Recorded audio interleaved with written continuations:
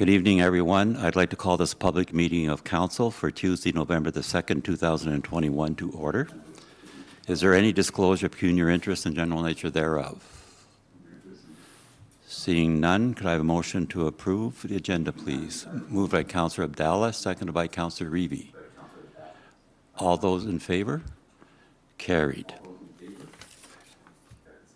New business.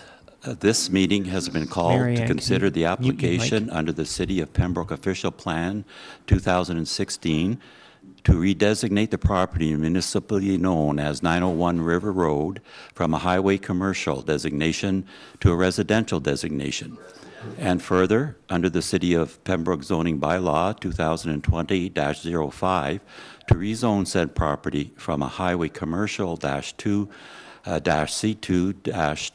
zone to a residential type 3-24 R3-24 zone to allow a proposed 4-unit townhouse with 2 secondary dwelling units. Would the clerk please report on how this notice was given? Notice was given by mail to all owners of property within a 120-meter radius of the subject land and was posted on the site on September the 28th, 2021. Thank you. I'd ask for a planning report from Mrs. Sorio, please, regarding this application. Thank you. The proposed official plan amendment would change the designation of the lands known as 901 River Road from a highway commercial designation to a residential designation. The official plan designates the property presently as highway commercial.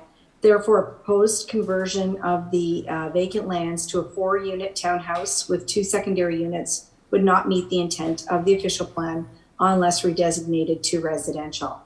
New residential classifications shall be located within close proximities to schools, parks, shopping centers, shopping and places of worship. And these all meet that criteria, this location. The official plan also states the intent of the plan is to develop neighborhoods with a mix of housing types designed to meet a range of housing needs. The official plan also encourages infill and intensification, and the official plan has developed criteria for intensification, saying that the proposed housing form shall be consistent in scale and massing to that of the surrounding neighborhood, that this development would fit in with the existing lot pattern, that the lot configuration is similar to prevailing lots in the existing neighborhood, that the compatibility of the site, design, setbacks, and lot configurations are met, that it's on water and sewer, and that the building massing and the type of dwelling units that are being proposed meet with the surrounding area. Based on the requirements of the official plan, the intent of the official plan is upheld in regards to the intensification compatibility requirements. In regards to the rezoning, all the setbacks, lot area, and lot depth requirements are met. However, the zoning bylaw states that when you're doing a group townhouse, that the bylaw requires not more than 3 consecutive row dwelling units to be constructed in a straight continuous line. The bylaw goes on to state that additional row dwelling units shall be set back or forward a distance of not less than 4 feet.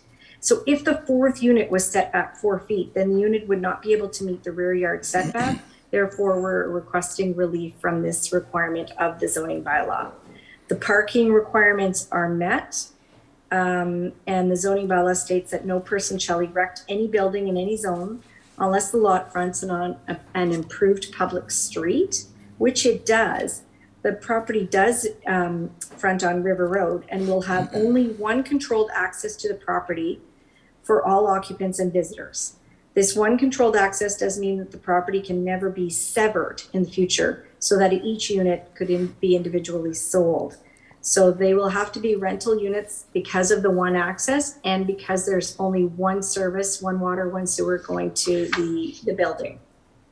A site plan agreement is required and the applicant meets the intent of the provincial policy statement. So the planning department is recommending the rezoning and official plan amendment.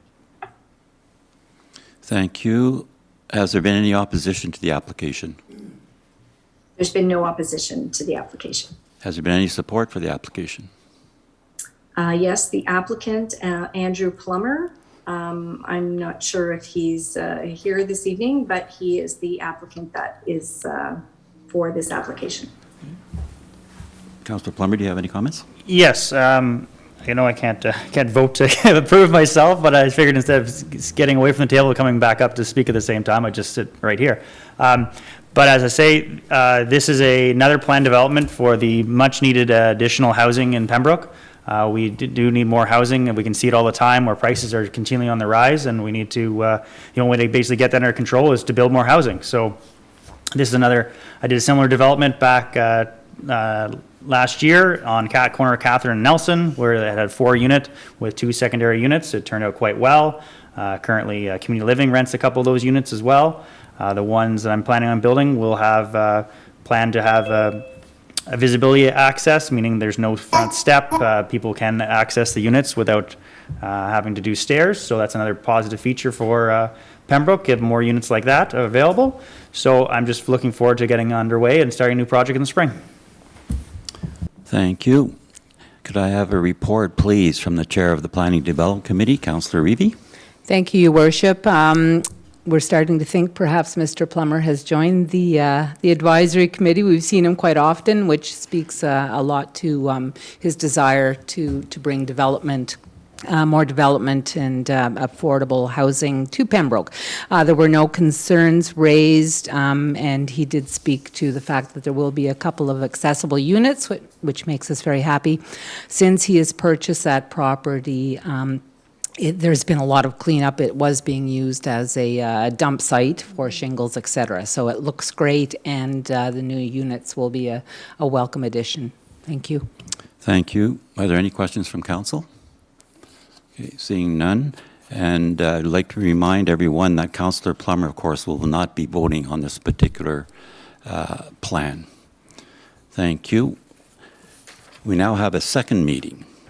This meeting has been called to consider the application under the City of Pembroke zoning bylaw 2020-05 to rezone the property municipally known as 474 Boundary Road from a residential type 2-R2 zone to a residential type 3-R3 zone to accommodate an existing 3-unit dwelling. Would the clerk please report on how notice was given? Notice was given by mail to all owners of property within a 120-meter radius of the subject land and was posted on the site on September the 28th, 2021. Thank you. Mrs. Soriel, could you please provide us with the planning report? Sure. An application for rezoning has been received for the property municipally known as 474 Boundary Road. And they would like to rezone the property from R2 to R3 to allow for the existing 3-unit converted dwelling house. When the house was originally built, it was built as a single detached dwelling house and over the years was converted illegally to contain 3 dwelling units. The official plan designates the property as residential, and the official plan goes on to state that medium and high density residential uses shall be located in close proximities to school, parks, and local shopping facilities, which this particular location is. The official plan also states the intent of the plan is to develop neighborhoods with a mix of housing types designed to meet a range of housing needs. And the official plan encourages and supports infill and intensification. And again, this proposed development meets the residential infill requirements, being a that the proposed housing form is consistent in scale and massing. The proposed lot configuration is similar to the prevailing lot pattern that exists within the neighborhood. There is the ability of existing infrastructure to support the development. There is the compatibility of site design, setbacks, and lot configuration for the existing lot. And there is the compatibility between building massing and the type of dwelling units in the proposed development. Thank you. The location or Oh, okay. No, go ahead. The planning department does recommend the rezoning because the parking requirements are met and all the setback and lot area requirements are met. Thank you. Was there any opposition to the application? There is no opposition to this application. Is there any support for the application? There is support. The applicant had a lawyer, Mr. Bruce Leach, file the application, but he was unable to be here this evening. Okay, thank you. I'd ask for a report from the Chair of Planning, please. Councillor Reevy. Thank you, Your Worship. The committee did have concerns initially that these units had been built not legally a long time ago, but we're happy to see it come forward to make these units legal. So we did recommend approving this based on having a building permit inspection done. So I believe that's how we're going to move forward and make these legal. It's a big lot. It's great. There's more than enough room for the 3 units. So, Thank you. Are there any questions from council? Deputy Mayor. Thank you, Worship. So certainly I want to see that properties are legal throughout the city. I'm just wondering if it's been going on for this many years, what's taking place that now they want to legalize it? Is this particular property owner trying to sell the unit and needs it legal? Through you, Your Worship, yes, that's correct. They are trying to sell the property, and they couldn't get it to be to have a legal non-conforming status, so they had to go through the rezoning route. Any other questions? Councillor Lafreniere. I'm not sure, Mr. Lewis, if he's around, but I know which property you're talking about. It's just, if you're coming east, it's just past the trestle, the old trestle, and it's right there on the right side if you're coming east. Was that not talked about at once to make access to that new development behind there, or were we going to come off Johnson Meadows area? Because years ago, there was talk about going in there for access. So. Through your worship, Yep. The Gulfview subdivision, plan of subdivision is in that location, and their entrance would be right beside 474 Boundary Road. Okay. And we did consider that as an exterior side yard for that future road. And it does meet that exterior side yard, and there is that future road beside. Thank you. I just wanted to make sure it wasn't going to interfere, because I did recall many moons ago discussing that. Thank you. Thank you. Seeing no further questions, if you wish to be notified of council's decision in regards to these 2 meetings, please contact Mrs. Sorial at City Hall. Could I have a motion to adjourn, please? Moved by Councillor Reevy, seconded by Councillor Giacono. All those in favor? Okay, we're now adjourned. Thank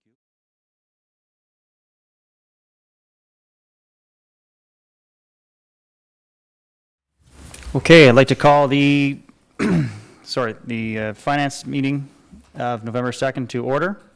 Are there any disclosure of pecuniary interest and nature thereof? Seeing none, move the approval of the meeting agenda. Moved by Councillor Lafreniere, seconded by Councillor Giacono. Those in favor? Approved. Next to the business, move approval of the minutes of the finance admin. Moved by Councillor Reevy, seconded by Councillor Lafreniere. Those in favor? Approved.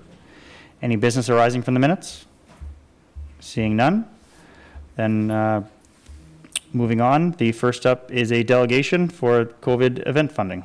Mr. Lapierre. Thank you, Mr. Chair. You do have a report further in the agenda on this matter.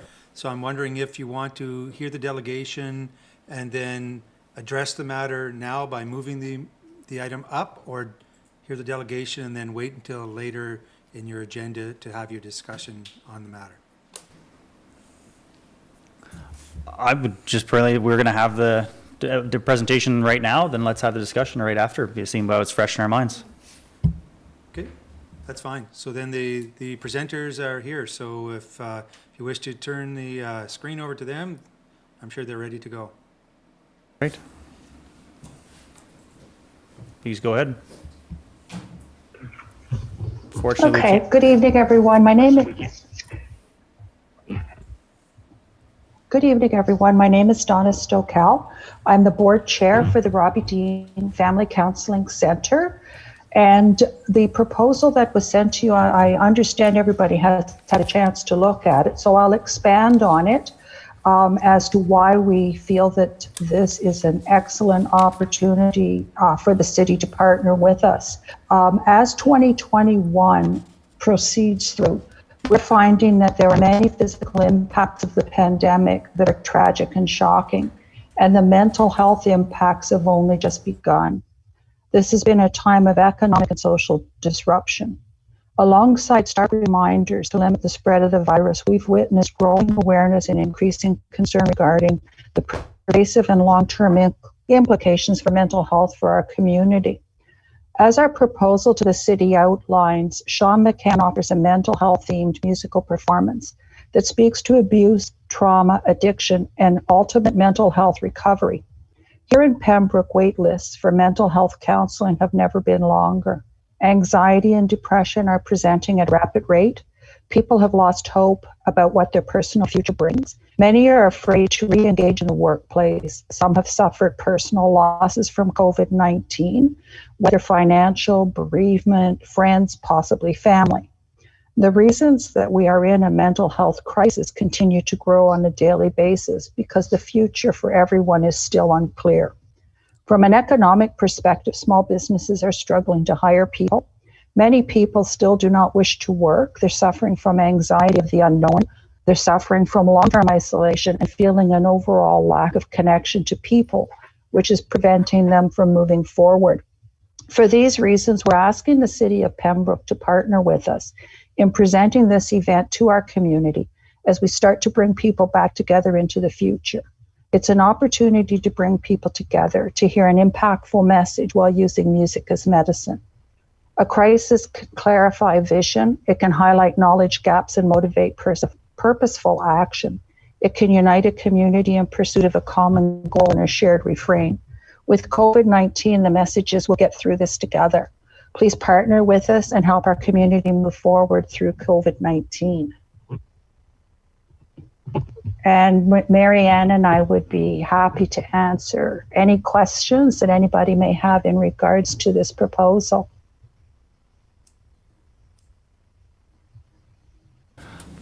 I would, Mr. Lapierre would like to give as the presentation. Mr. Lapierre, would you like to talk to a bit of the notes of what's actually being requested?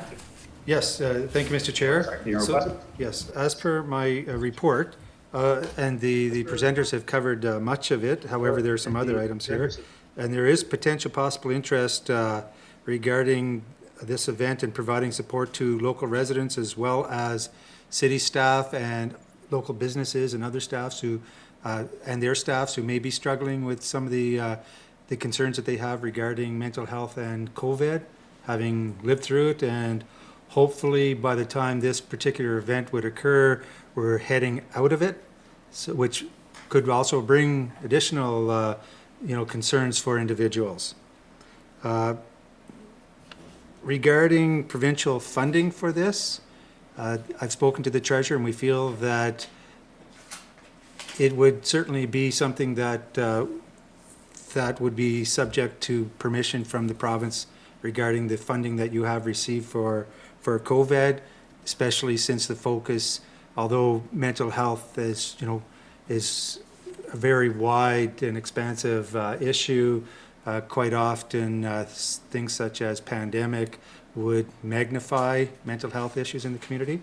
So we feel that if council's accepting this as a support to the community, then it would be eligible under your funding allocation for COVID.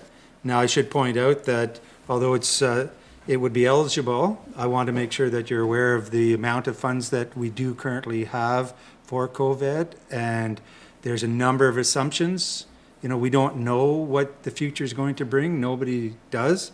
But the treasurer and I want to make sure that you are aware of some of the assumptions staff has and some of the pressures on the COVID funding that was reported to you in September that you do have. So subject to some of the unknowns being a decision you may make later this evening on potential extension of parking. And if you want to use COVID funds for that, then those would come from the allocation that you currently have. Another unknown is dividends with respect to Ottawa River Power Corporation and Ottawa River Energy Solutions. We're not certain what that's going to entail this year. But if it is not greater than what you received last year, so the offsetting funds would come from your COVID dollars. So there's a potential that there may be a gap depending on this that would have to be funded, or we may certainly be much better off if some of these things are rosier than what we don't know right now. But you do also have an operating contingency reserve that you had established, and it's to be used for COVID pressures. And the indication of council when they set this up was that if it's not required for COVID, then it's to go towards the pool. So that's in the amount currently of $390,179 that's available to cover any unknown COVID-related expenses. So we just wanted to make sure that you're aware of that. So I would suggest as staff that it wholly depends on whether you feel that this particular event is worth funding to the amount of $7,500 plus HST, which would be $8,500 from the accumulated COVID reserves, or worst case scenario, from your operating contingency reserve that's set up for COVID. Councillor Franny. So thank you. There's no doubt what the Robbie Dean Family Counseling Center does for our community, and I want to thank you from the bottom of my heart, because I know you've helped so many people in our area. I have a few questions because I understand that this speaker may have an impact on those struggling with addiction and mental health. I understand that. But what is the admission cost to get into this performance, number one? And is it inhibitive to those struggling with addiction and mental health issues? Like, I'm trying to picture someone who is struggling with addiction, going into Festival Hall and seeing this performance. So I guess that's my issue is I don't know that you're going to get them going to a performance. So could you answer my question, first of all, about the cost? Sure, I'll start. Yeah, I could start with that, Pat, and I might turn it back to Mary Ann, depending how deep we want to go. How those people are going to get to come, if the city will partner with us, is through sponsorship. So what we want to do, and we have businesses that are open to this concept, because they would also send their staff and whatnot, is they would buy through sponsorship a row of tickets. Those row of tickets would be donated by some businesses who aren't using themselves to places like The Grind, to the addiction. Some will be donated back to the Robbie Dean Center to give out to people. So through our sponsorships and through the social media and the advertising, that's how those people would gain access. So could you... Our intent is to keep the price very low, especially if the city is kind enough to grant us the funds. We're thinking around $25. Did she say $25? I'm sorry, the audio is really cutting out, Mary Ann. Oh, sorry, mine must be my Wi-Fi. We're thinking around $25. We'll give to the businesses and make sure that any volunteers that are involved with mental health and they could from them involved. Okay, well, thank you. I guess I have a couple more related questions because this is really important to me on basing my decision. Would there be consideration to contact your TV to see if they could televise it for people who are not comfortable going out into this kind of setting, or streaming it? Because I still am struggling to see people that really need to hear this man inspire them going out to this type of setting. And that's my only real issue is how many people are we really going to help? I, for one, am an outgoing person, but if I was struggling with addiction and mental health issues, I might be embarrassed to go out. I might say, oh, they're going to see me. They know my problem. I'm just grasping here to make sure that we reach as many people as we can that can't attend through streaming, through your TV, that kind of thing. That's a great. Make sure that I ask Sean that because we'd love to stream him if I'm sure Sean will be okay with it. I'll definitely ask him that tomorrow. The other thing is we're hoping, like I said, giving the tickets, and he's going to come to Pembroke. If we can secure him, his plan is to come to Pembroke and go to the Robbie Dean Center and shoot a small video to encourage people to come out and to tell his story and to try and get people to know that it's a safe, secure place to come. So, I mean, we will try everything we possibly can to get as many there that. Yeah, it's a very sensitive issue, so I'm just not sure how I feel about it. But thanks, I admire you for getting this speaker to come in. I'm just not sure that's the venue for these people. We were actually going to go to a smaller venue, and on our Zoom meeting with him, it was his suggestion. He's sold out. I don't know if you had a chance to do much research on him, but he's sold out almost every performances that he's done.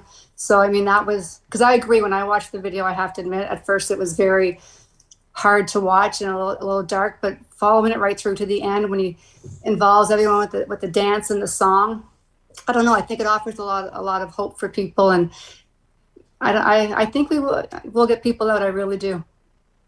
That'll benefit. Councillor Reevy. Thank you, Mr. Chair. Thank you, ladies, for bringing this forward. I have to say, first of all, I absolutely adore Sean McCann. Many years ago in a previous life, I did share a stage with him. I knew he was there. He did not know I was there, but it was thrilling all the same. I've also had many occasions over the last year and a half to watch him on CTV Morning. They'll often have him, and he'll share his messages of song and inspiration. So he's definitely the right guy to be coming and performing and interacting with an audience. I do have a few concerns, though. And so the ask for the City of Pembroke is $8,500, and in the proposal, it states that you're also looking to Laurentian Valley and Petawawa. What if we say yes and they say no? Where do you go? That's my first question. Where do you go from there?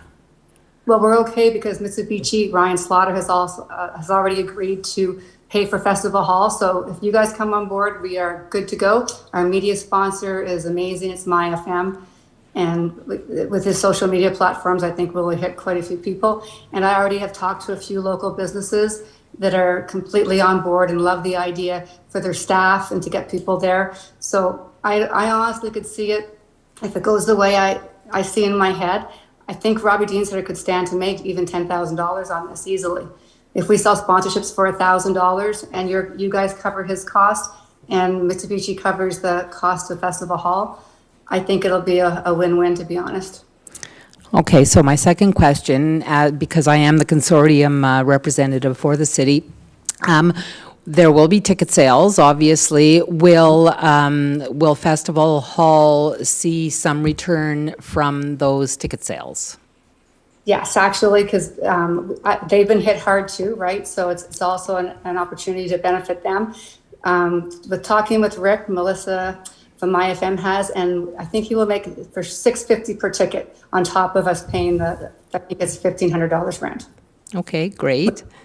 And I do see typically for a larger event, the cost of rental for the hall with all the bells and whistles is typically around $2,000, give or take. And I see that that the amount that's been secured here is $1,500. So there's already been a bit of a deal, maybe hashed out, or. Yes, I have to. Yeah, because I expected it to be a lot more, to be honest. And I talked to Rick myself to confirm that. Now, I didn't. In all honesty, didn't tell him we were coming to the city or anything. At first we weren't sure what our goals were when we first talked to him, but he did confirm that would be the price. And I made sure. I said, "Does that include your cleaning fees, your security, the sound?" He said, "Absolutely, it's all included." So I just kind of wanted to run with that because it was a good price. Okay. Fair. And just one last question. Typically, the bar is open at intermission to sell alcoholic beverages. Is that going to be the case? I'm just, not thinking it's an appropriate thing to do in that. Anyway, I just wanted to know what's happening there. We did discuss that with Sean on Zoom. He is totally okay with it being at Festival Hall if the bar is open just before the event and during intermission. If it was someplace else, he definitely said his preference would be a closed bar. But knowing that they only have a few minutes to get a drink, and I don't know if you guys have been there, not marrying people are going to wait in line, I don't think anyway. But he was okay with it. Okay, thanks for answering all my questions. Thank you. So thank you for all the questions. All right, Councillor Jacquinot first. Thank you, Ms. Stokel and Marianne. You're doing a great job. I know that the Robbie Dean Center does tremendous work in the area, and no one, no matter how big their shoulders are exempt from the demons of depression. You can be hit from it from out of left field or right field, and they do some tremendous work to help people. My question again sort of highlights the fact that you're looking for funding from Laurentian Valley. And I mean, we are sort of partners with Petawawa and Pembroke, and with the Festival Hall facility. I would like to see them also contribute. I mean, you're coming to us and we say, yeah, here's your money. And they say, well, why would we pay? Pembroke's already covering our costs. I think there's got to be some sort of a liaison with the other communities. I mean, we're all one. We work together. And I mean, depression is not only, synonymous to one community. It exists everywhere. And I mean, even in base Petawawa, we know the PTSD that's suffered by the soldiers there. Some tremendous programs involved there too. So I would like to see some interaction, be with the other communities saying, guys, let's get together and let's do a split here. Let's pick it up. Like, why do we want Pembroke just to, take on the entire expense? And they may say, well, you're going to get, Festival Hall is going to get the revenue. But I don't think that's the way it should be. I think there should be some cooperation, and I'll leave that in your capable hands, and we'll see how much money we got to give you. Thank you. Thank you. Councillor Abdallah. Thank you. I want to commend Marianne and the volunteers at the Robbie Dean Center for bringing in such a renowned and passionate speaker and performer in Sean McCann, and I've followed him along the years, and I watched his TEDx talk that he gave in Ottawa last night again. It's so powerful, such the suffering that he had and the message that he has. And I think it would fit in great with as staff recommend this for the COVID message of the city and to support, the mental health and addiction issues in the community. And I fully support this proposal. Just have two questions for you, Marianne. So you're paying $1,500 rent. You got a break on the rent from Festival Hall, but you're still paying the $650 surcharge? I'm totally okay with that because Festival Hall has. Right. Yes, so the surcharge goes towards Festival Hall, which is fine. So that's part of the income that Festival Hall gets. I just want to make that clear. So even you got a break on the rent, but you're still paying the full surcharge. I know some of that goes to the online ticket fee, but the rest of it goes to the Festival Hall. So it will help them also. The other question I have is, I'm reading the background here for the Robbie Dean Center, established in 2014. In 2019, the center had 1,500 visits and took over 2,400 phone calls from people looking for help. Has that number increased in the last 2 years, obviously? Can you comment on that? That's probably more up Donna's, I believe. Yeah. Don? Yeah. For you, our wait lists have never been, in fact, until COVID, we've never had a wait list. We've always been able to manage it. The highest our wait list went was just under 60 people. Right now, because the anxiety and depression is such an issue, we've had 32% of our referrals have actually come through us from community mental health through the regional hospital.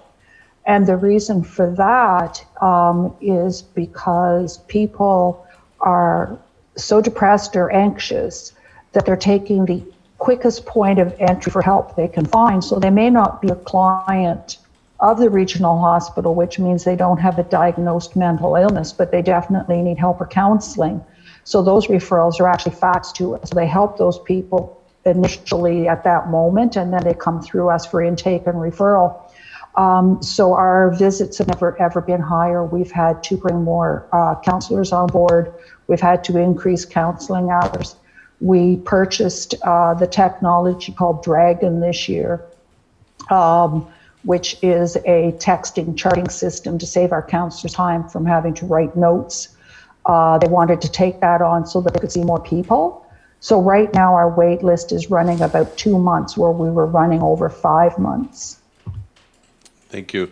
So most of your funds come from fundraising?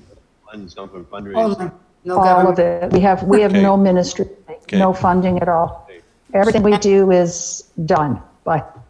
And we couldn't hold our 2 fundraisers last year, so we're down that money.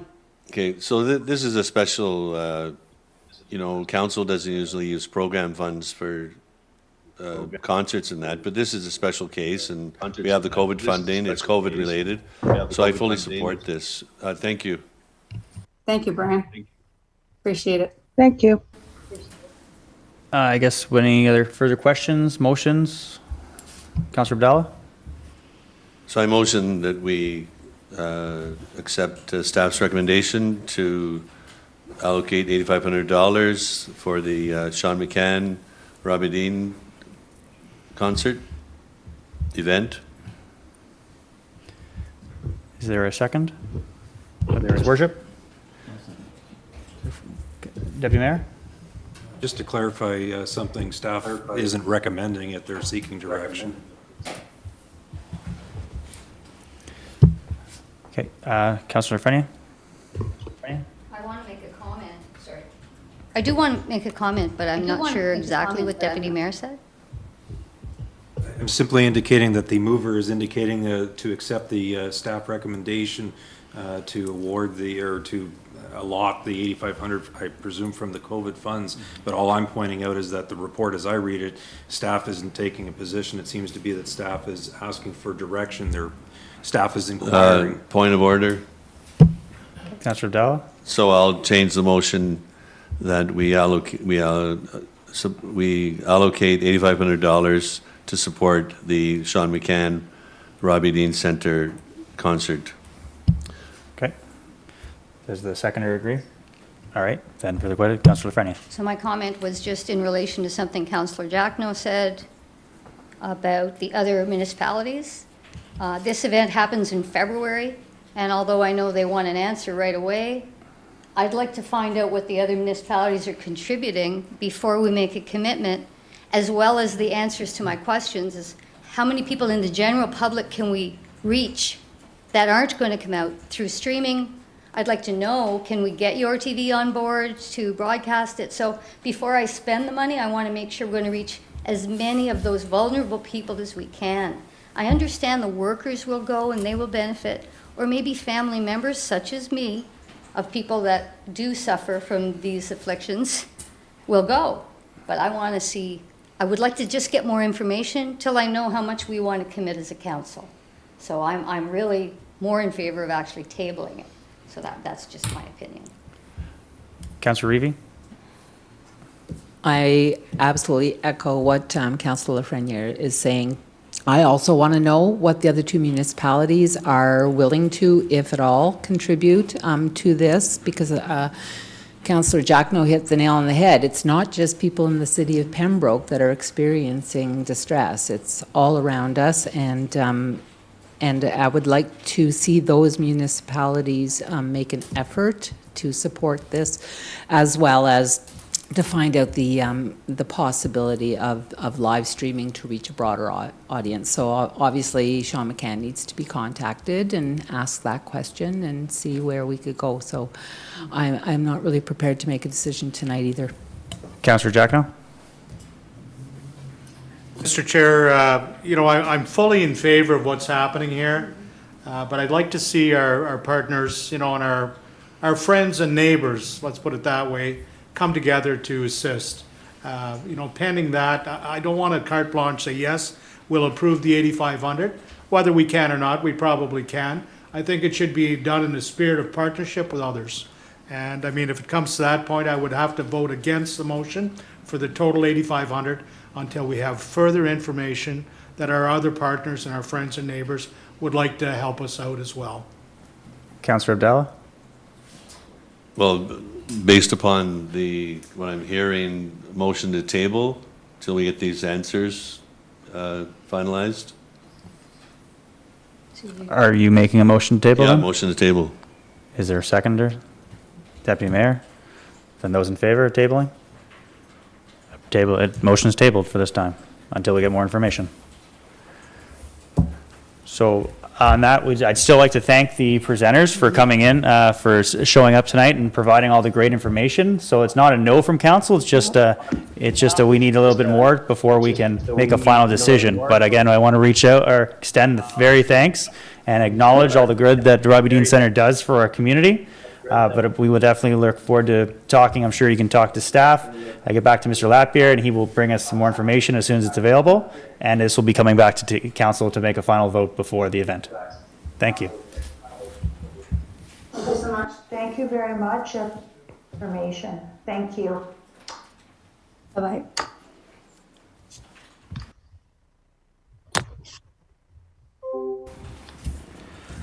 Okay, so moving on to the, I guess, now into the order of things, the 2022 OPP billing, Ms. Lochte. Thank you. This report is for information only. Staff have received the 2022 annual billing statement for OPP policing services. This contract will increase from $4,408,097 in 2021 to $4,425,370 in 2022, an increase of $17,273 or 0.4%. So this amount will be reduced by $53,778 due as a result of a 2020 year-end reconciliation adjustment, and this adjustment will be applied to this current fiscal year. So the cost per property for policing in 2022 will be $639.79. And this amount will be included in the 2022 budget. Thank you. Any questions, Ms. Lochte, about this item? Seeing none, as information, we'll move on to the next. Appointment of municipal audit firm, Ms. Lochte. Thank you. Section 296 of the Ontario Municipal Act, as amended, requires council to appoint a municipal auditor to audit the accounts and transactions of the municipality and its local boards, and to express an opinion on the financial statements based on the audit. The term of an auditor's appointment cannot exceed 5 years, and the existing term with our current auditor has now expired. So section 2.35 of the city's procurement policy does authorize the CAO to obtain approval of council to reappoint the auditing firm after he has received a proposal from the firm that is considered to be reasonable and appropriate. Dean Sinclair, Chartered Professional Accountants, has been the auditor on record for the city for over 35 years and has consistently met the reporting requirements of the province. So this company is a local firm that is reputable and offers a wealth of experience and knowledge. Staff who conduct the audit are long-term employees of the company who have the benefit of familiarity with the city's financial affairs. The audit includes preparation of the consolidated financial statements, the financial information return, and this is something that the province requires annually, and also includes the reporting of tangible capital assets. They have proven they have the ability to adapt and accommodate any changes the province or city may institute, and are committed to continuing education and current legislation as it relates to municipal government. So this firm has expressed an interest in extending audit services to the city for the next 5 years and has submitted a proposal to the treasurer and the CAO. Staff has contacted other area municipalities to conduct a comparison of fees, and Dean Sinclair's proposal is in line with fees paid in the Upper Ottawa Valley. The quote received from Dean Sinclair for the City of Pembroke, the Public Library Board, and the Pembroke Business Improvement Area financial statements, so all three together, is to a maximum of $53,250, excluding HST. with an escalation clause for future years that will not exceed the rate of inflation.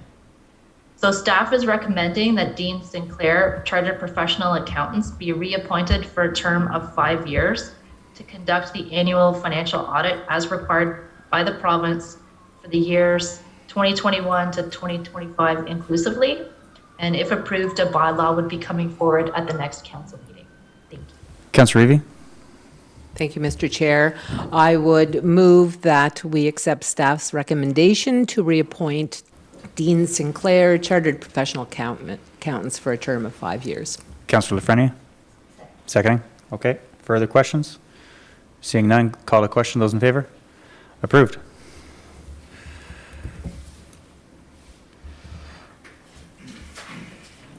Okay, next up, the PFD October monthly report. Captain Sell, or Chief Sell. I keep saying Captain. Chief, welcome. Yeah. Thank you. Good evening, everyone. Before I get into the monthly report, I would just like to bring to your attention that this week is Carbon Monoxide Awareness Week. It runs from November 1st to the 7th. Carbon monoxide is known as the silent killer because it is an invisible, tasteless, and odorless gas that can be deadly. CO is produced when fuels such as propane, gasoline, natural gas, heating oil, or wood do not burn completely in fuel-burning appliances.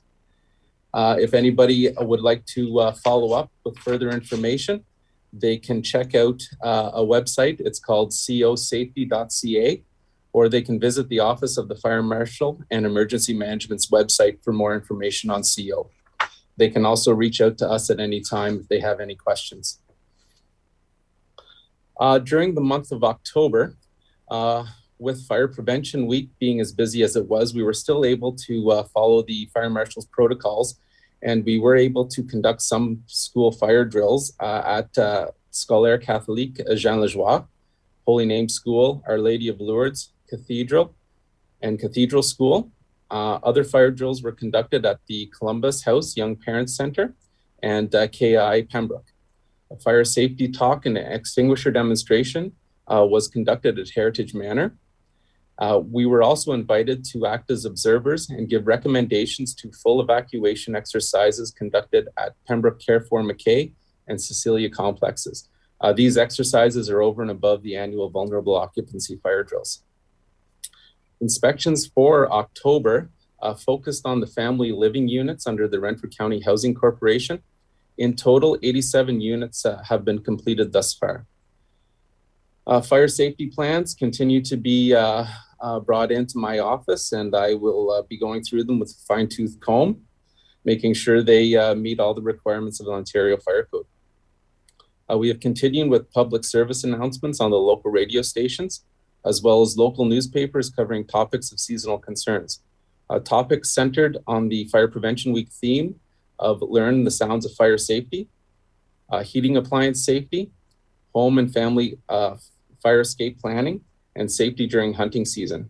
Various prevention and education topics continue to be shared and released via the PFD social media pages. We had a very successful Fire Prevention Week this year.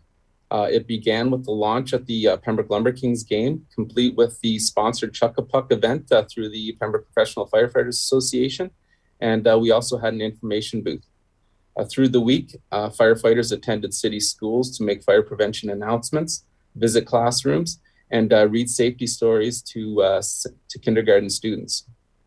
Smoke alarm exchange booths were also set up at both malls, and 25 old detectors were exchanged for new ones. Our social media pages were focused on fire prevention messaging, including a Where is Sparky contest that was quite well received. The week wrapped up with an open house at the fire hall, sponsored in partnership by the Pembroke Professional Firefighters Association.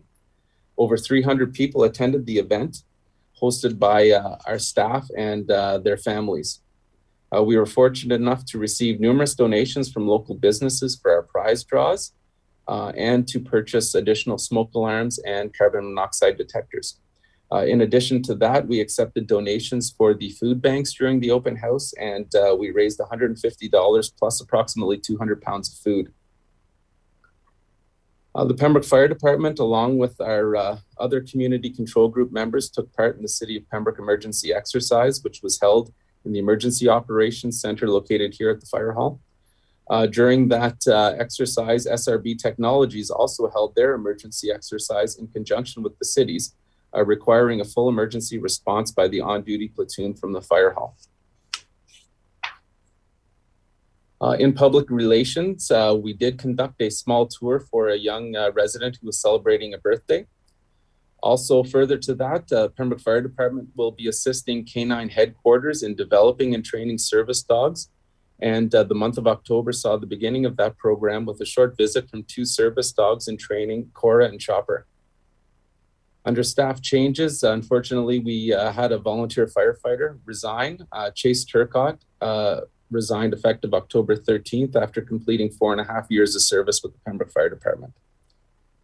Our courses are still moving forward online with Captain Calhoun, Acting Captain Andrews, Acting Captain Verdeal, and Acting Captain Zimmerman, all continuing to work towards their fire prevention and inspection certification. A vulnerable occupancy inspection was conducted at Supple's Landing.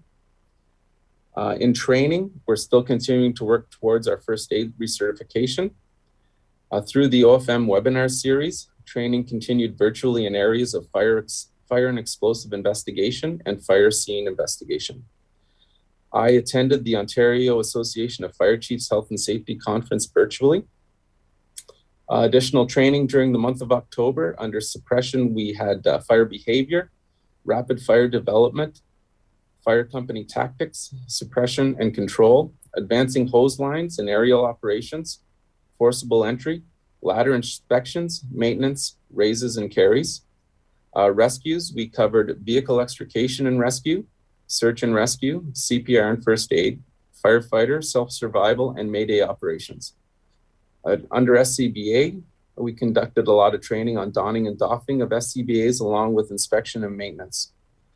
Prevention, training was conducted in Ontario Fire Code, natural gas awareness, fire investigation, smoke, carbon monoxide, and fire alarm systems, and emergency procedures. Driver training, response routes and staging location, pre-planning, equipment orientation, and general driver training. This is the primary focus of our new firefighter, Riley Poirier, ensuring that he knows all our response routes and where to respond to specific occupancies in the city. Administration saw training and policies and procedures, operational guidelines, bylaws, and our firehouse software programming. Volunteer training for the month covered a small engine review, loss control and salvage operations, and SCBA theory and practical. The Pembroke Professional Firefighters Association sponsored the barbecue lunch for the 2021 Fire Prevention Week open house. Members also participated in the 9 Run Run fundraising campaign for mental health organized by the Ottawa Fire Department. Our total number of inspections or consultations completed in the month of October was 172. Total number of fire safety plans reviewed or approved was 4. Under incidents, we responded to a total of 43 incidents, and fortunately, we had 0 estimated property loss. False alarms, we still have 1 outstanding fine for the month of October. Thank you. Questions to the chief? Seeing none, thank you for the report. Moving on to the next item, amend bylaw 2019-43 and bylaw 2016-18. Chief Sell. Thank you.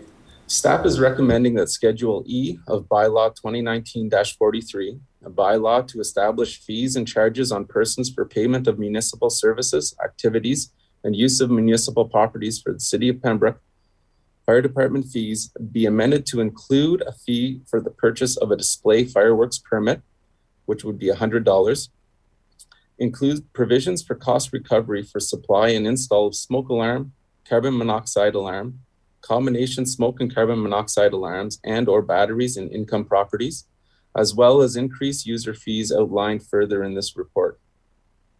It is also recommended that Schedule A of bylaw 2016-18, a bylaw to impose user fees for services provided by the Pembroke Fire Department, be amended to reflect the proposed fees outlined in this report. So the current schedule of fees requires updating as they are not reflective of the services currently provided. As these activities are completed by senior officers or myself, these fees should mirror the actual time involved in inspections, research, administration, reporting, and invoicing while encompassing the actual physical labor. The proposed increases also reflect the administration and processing that occurs at City Hall as well. These proposed increases would bring Pembroke in line with other municipalities' fee structures in the county. Finally, the introduction of the items outlined in Part B of the recommendation would act as economic incentive to property owners to ensure they are proactive in complying with regulations and legislation around smoke alarms and carbon monoxide detection. Current user fees have been in place since 2016. So financially, the inspection fees outlined in Schedule E would increase to $100.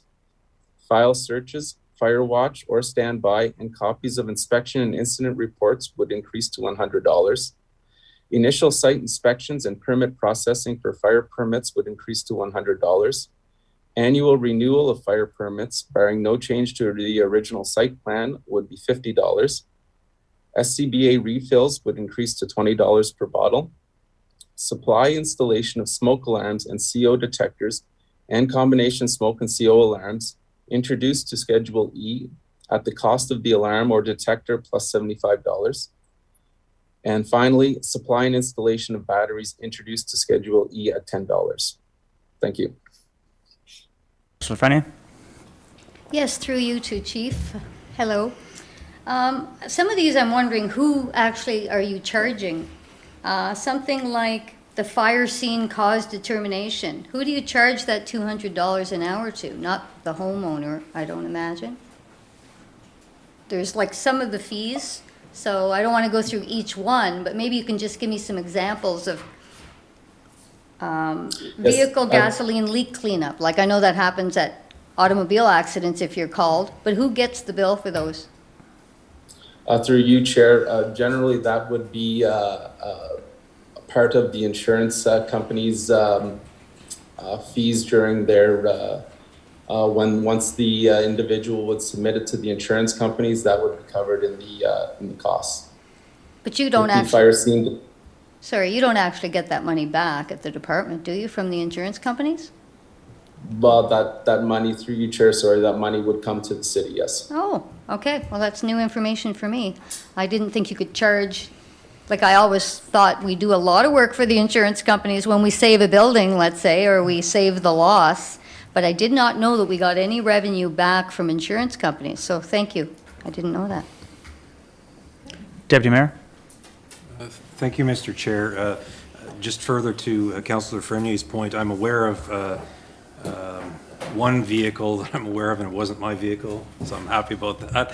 In any event, it was leaking fuel, and the fire department was called by a bystander, and the fire department did respond as they were required to, and so forth. And so I see the benefit in what the chief is doing. I'm very pleased that the chief is trying to update bylaws, seek costs from the individuals that should be paying and not our ratepayers. So having said that, I'd be prepared to put forward a motion that the recommendation from the fire chief be approved. Second, Councillor Lafreniere, a seconder. Okay. Further questions, comments? Seeing none, call the question. Those in favor? Approved. Next up on the agenda is standardization of self-contained breathing apparatus. Chief Self. Thank you. Staff recommends committee's approval of the standardization of self-contained breathing apparatus, otherwise known as SCBAs, to 3M Scott Fire Safety for all SCBAs used in the Pembroke Fire Department. Self-contained breathing apparatus are essential pieces of personal protective equipment utilized by firefighters. SCBAs allow firefighters to enter hazardous fire environments to perform victim searches, rescues, fire attacks, ventilation, and overhaul. They are also extremely important in other dangerous environments where threats of fumes and oxygen deficiency make rescue and emergency mitigation efforts impossible without them. Since the city first purchased SCBAs for the fire service, the Pembroke Fire Department has used 3M Scott brand of SCBAs. This product has proven durable, has provided longevity through the years, meets or exceeds all SCBA standards, and provides ease of use for the firefighters. All of the PFD tools and equipment that require compressed air to operate, whether simple rescue tools, airbags, or breathing applications on the aerial unit, are configured to 3M Scott products. Our Cascade system and air compressor, which fill our air bottles, is also configured to 3M Scott products. Currently, we are using 3 different models of 3M Scott SCBAs. As part of the equipment replacement plan, our current SCBAs are set to be replaced in 2021. This will be the first time SCBAs have been purchased in whole. Prior to this, all SCBA purchases were completed using annual operating budgets to replace 2 or 3 units every year, hence the variation in the models we currently have in service. The goal of this process is to achieve cost reduction, standardize our equipment, allow for greater training compatibility, continue to use our non-expired assets by extending their life, and ensure we are compatible with other city departments and our mutual aid partners. With the standardization of 3M Scott, fit testing would not be immediately required, as all our members are currently fit tested to 3M Scott masks. Initial training costs would not be incurred. Upgrades to equipment and apparatus would be minimal, as existing fittings and storage brackets would be utilized. And in turn, the 3M Scott SCBAs, if we were to purchase them, would be put into service immediately. Implications to this is the beginning of what is to be a 10-year upgrade and replacement program for SCBAs. This schedule ensures replacement of SCBAs before they become obsolete or unrepairable and still provide the department with trade-in value. Funds began being placed in reserve for this purchase in 2016, which reduced the overall operating budget of the Pembroke Fire Department by $18,000 annually. Standardization to 3M Scott will allow us to use the budgeted funds in reserve to procure equipment that can be placed into service immediately and meet the intent of the equipment replacement plan. Thank you. Councillor Frenier? I would just move that we support the request. Councillor Abdallah? I'll second the motion. Further questions, comments? Seeing none, call to question. Those in favor? Approved.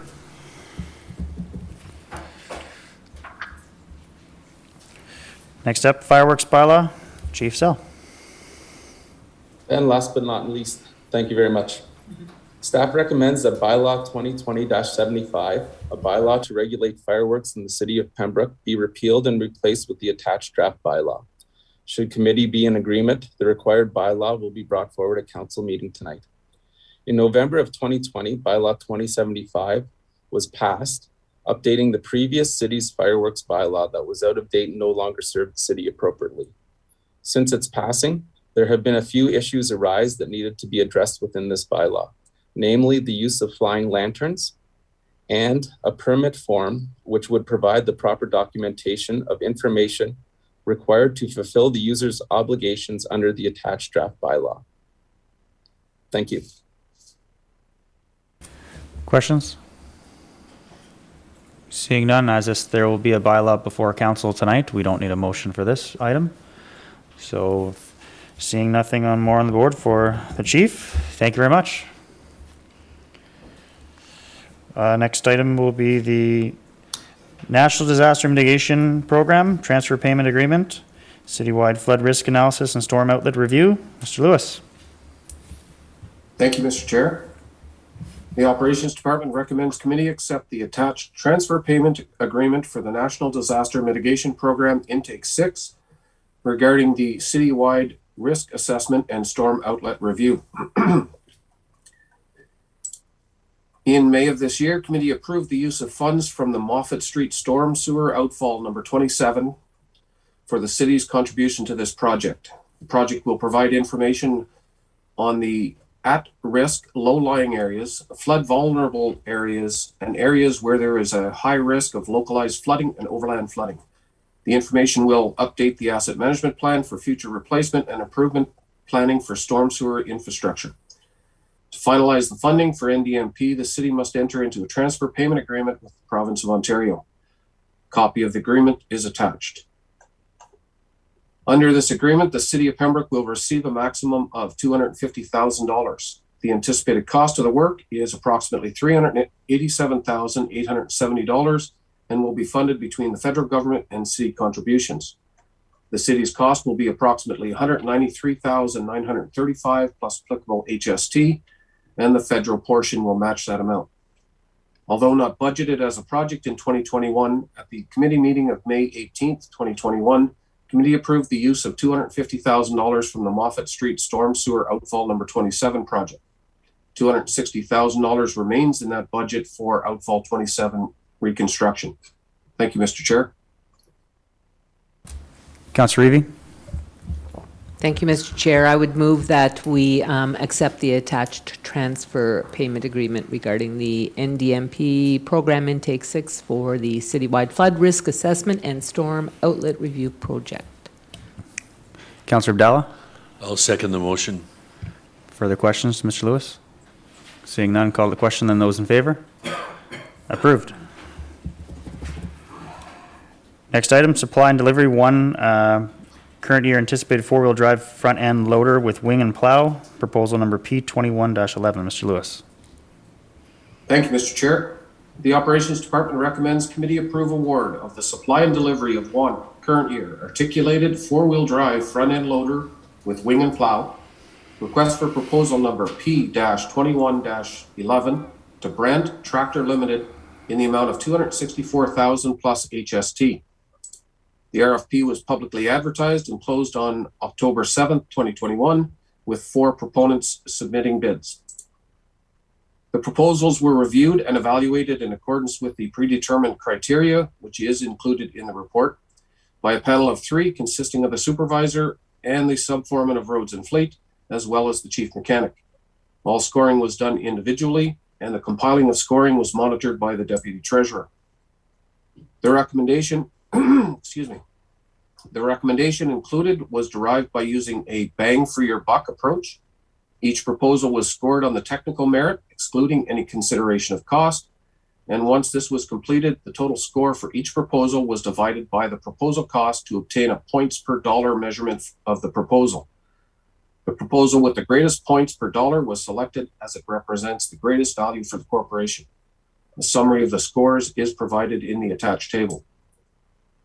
Based on the review, the evaluation committee believes the proposal from Brent Tractor Limited offers the best value. In the 2021 budget, $230,000 was allocated for this purchase, and the shortfall will be covered by the fleet reserve. Thank you, Mr. Chair. Councillor Abdallah? Motion to accept staff's recommendation for the purchase of the wing and plow to Brant Tractor Limited in the amount of $264,000 plus HST. Councillor Reevy?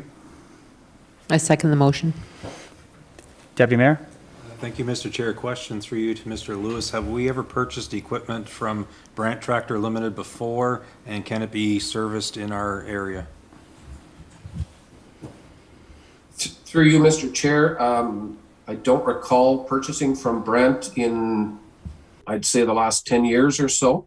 It will be serviced from Brent from out of town, which is common with most of the equipment in the area now. There's only one manufacturer that does supply locally, and majority of their service is also brought in from out of town. Further questions? Seeing none, then call a question. Those in favor? Approved. Next item, municipal modernization into program intake 2 transfer payment agreement. Mr. Lewis. Thank you, Mr. Chair. The Operations Department recommends the committee accept the attached transfer payment agreement regarding municipal modernization program intake 2 for the City of Pembroke Public Works Information Technology and Service Modernization, and that committee approve the transfer of $26,000 from General Capital Reserve and $65,000 of 2020 surplus funds temporarily transferred to the Modernization Reserve to support this project. In 2021, committee approved, in March of 2021, committee approved the use of 2020 surplus funds for the city's contribution to this project.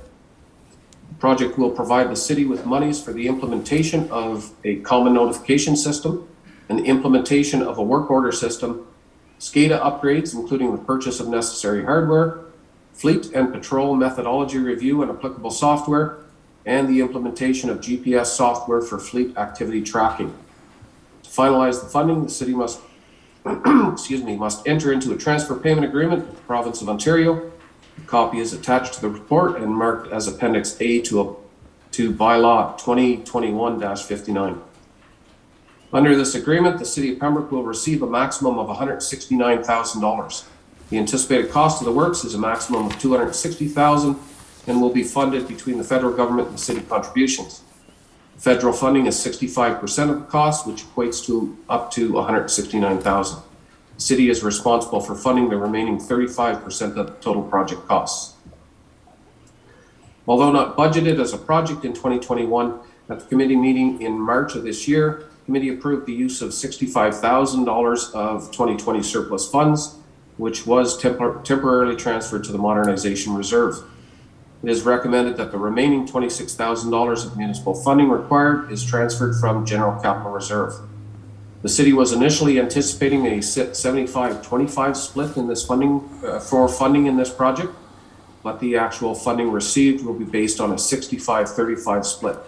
The current forecasted balance of the general capital reserves is approximately $1,355,382. Thank you, Mr. Chair. Councillor Jackno. Mr. Chair, I move that we recommend we accept the recommendation as presented. Councillor Abdallah. Second the motion. Further questions to Mr. Lewis? See none. Call a question. Those in favor? Approved.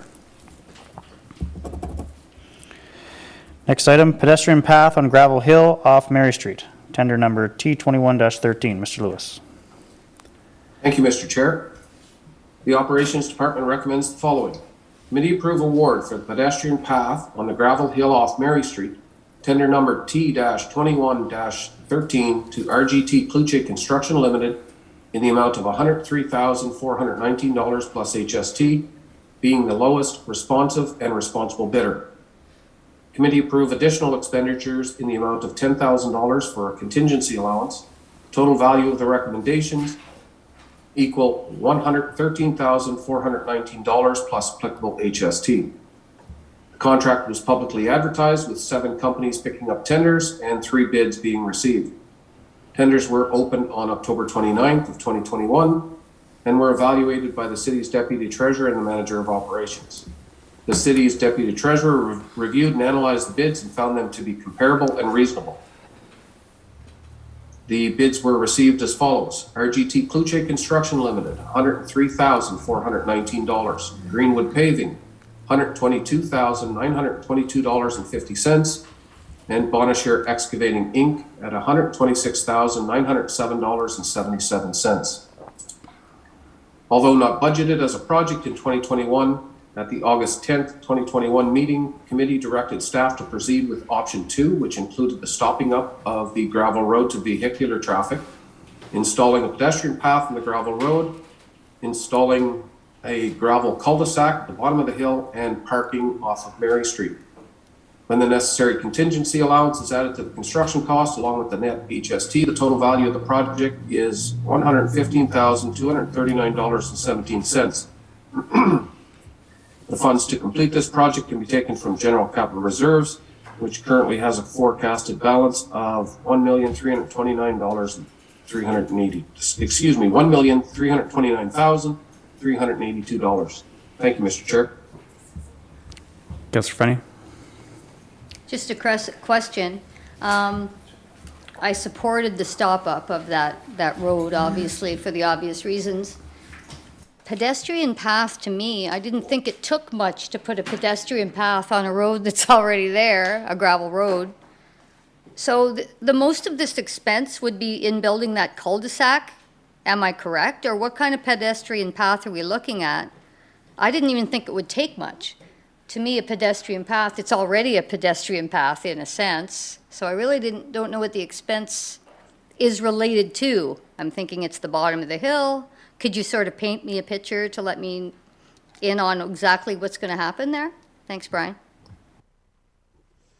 Through you, Mr. Chair, the path from Mary Street all the way to the bottom of the hill, actually, and right to the pedestrian bridge that crosses the Indian River will be a paved path so that we can maintain it properly in the wintertime. Allow us to put salt and sand on that to provide for safety of the users, as well as a asphalt gutter to allow for proper drainage so that we don't continue to have the erosion that we have now. And we've also had to design for a small retaining wall at the top of the hill at Mary Street to allow for that parking so that we can have safe access for parking at the bereavement park. So whatever the product is you're using, I don't know, Councillor Plummer is the expert on this, but I know if you pour normal cement, it could heave, it could do that kind of thing. Is there something we can do that would be lower maintenance? Like what kind of product would we put on a pathway like this? Because I know even at the waterfront, it heaves and it needs a lot of repair, so.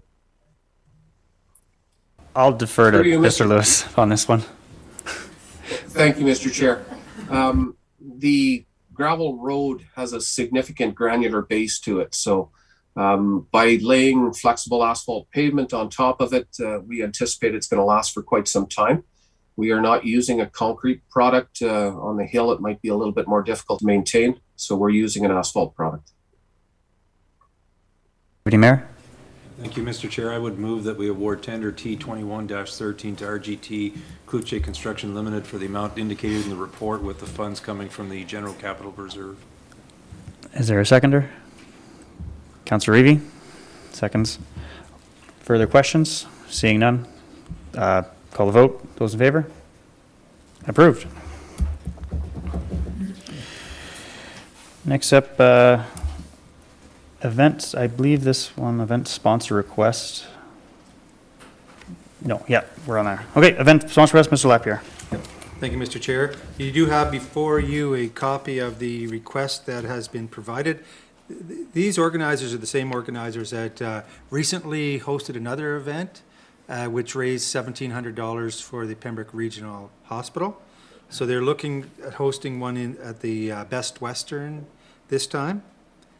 And with respect to donations that they expect to make to various, a couple of local charities or groups, would be that the food donations and monetary proceeds from admissions would go to the Pembroke and Petawawa food banks, and vendor table fees, VIP admission tickets, and proceeds from a potential raffle would be donated to their chosen charity for this particular vendor event, which is the Child Poverty Action Network.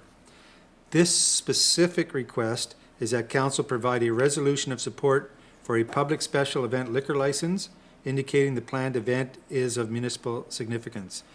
This council, I believe, has, or certainly previous councils have on occasion provided similar type of resolution, and it just assists the local group because it's a requirement of the application for a liquor license. There's no financial impact associated with the request. I should advise that a question did come up with respect to insurance. If the municipality is actually sanctioning this by way of providing this resolution. And I did reach out to the organizers, and I do have a copy of confirmation of their insurance for this event. And the insurance covers commercial general liability, tenants legal liability, and host liquor liability in the amount of $5 million. The Best Western is currently an additional insured named to the policy, and the organizers have advised that they would have no difficulty adding the city if we wished for them to do so. And if you do support this, I would recommend that you do make that requirement. Councillor Reevy? Thank you, Mr. Chair. I think these ladies have an amazing amount of energy, and I commend them on that. I'm absolutely prepared to support this request. I mean, gosh, helping out the food banks before Christmas as well as CPAN, it's a win-win. Thank you. Is that a motion? I'll make that motion, yes. Deputy Mayor? I would second that. Okay, so we have any further comments, questions? Yes, Deputy Mayor? Thank you, Mr. Chair. So I do support it, but in terms of what Mr. Lapierre is commenting on, when I first read it, let's face it, if the city puts our name to anything or supports anything, if something goes wrong, and the reason for this particular request is obviously if AGCO's involved, it's either licensing or alcohol. This one is clearly alcohol. And whenever there's alcohol, there's usually some issue that arises. So having come to that conclusion that there's a concern, I looked at other municipalities. I can tell you that the City of London, Middlesex Centre, so there's a number of municipalities, number one, have a policy. So I would like to see our staff at some juncture, I'm not saying for this particular request, but at some juncture to create a policy. The policies seem to be very similar in the sense that usually when a request comes in, the OPP is contacted, bylaws contacted. There's a number of different departments, I'll say, are contacted in respect to the request to see is there any risk to the municipality. But the second item was, because there's alcohol involved, is yes, each of these other municipalities require that the city be named as a named insured. So I'm glad to see that Mr. Lapierre followed up on that particular item. Quite prepared to support it. I would like to see at some juncture, and I realize Mr. Lapierre has a lot of different things on the plate, but it would be nice at some point that we have a policy so this isn't one-off requests that we're getting and we have to try and figure out what are we supposed to do with them. We turn to the policy, it says do X, Y, and Z, and it's either a yes or a no they are doing or they're not doing what they're supposed to. All right, we have a motion and a second. Any other further comments? Seeing none, call the question. Those in favor? Approved. Now, we have already talked about the next item was the COVID event fundraising. So we'll move on to the final item tonight, the vaccine policy. Mr. Lapierre. Yes, thank you, Mr. Chair. You do have before you a draft vaccine policy that has been prepared. Committee council direction is required regarding the establishment of this policy, which would cover staff, council, volunteers, and students. A bylaw has been prepared for council's meeting later this evening because of the fact that this is very much a time-sensitive matter for council consideration. So I won't read my full report or the full policy, which you, as I indicated, you do have before you. However, I will provide the Coles Note version. And it's important to note that this is what we refer to as a permissive policy. It recognizes the rights of individuals to make decisions on their own behalf, whether they want to be vaccinated in this case or not. However, there are consequences to their choices, especially during a pandemic. This in staff's review is a reasonable policy which is aimed to protect the health and safety of our workforce amidst this current pandemic. And the policy is modeled after the County of Renfrew's policy, which County Council passed this past Wednesday, October 27th. There's a number of other lower tier municipalities who have adopted similar policies or are looking at doing so. There's other municipalities across province of Ontario that have also done this. I just read about the City of Ottawa. There's various other communities and employers that have adopted similar types of policies. The key components of this policy is that by December 1st, individuals covered by the policy are to provide acceptable proof that they have received their first dose of COVID vaccination, with January 31st to provide acceptable proof that they have received their second dose. Failure to show proof as required, it would be deemed a non-vaccination by that individual. And in that case, if they make that choice, then they must agree to complete vaccine hesitancy training, as well as complete rapid antigen testing on a weekly basis and submit their results to the municipality. According to this policy, it would be up to the individual to seek such testing on their own time at their own expense. I did listen to the County of Renfrew's debate on this matter, and their staff advised that testing could cost from $10 to $40.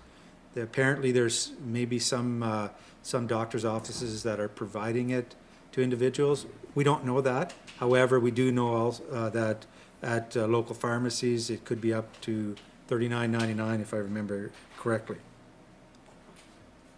Council members who are also covered by this policy would be required to submit testing results 48 hours prior to attending any in-person city function.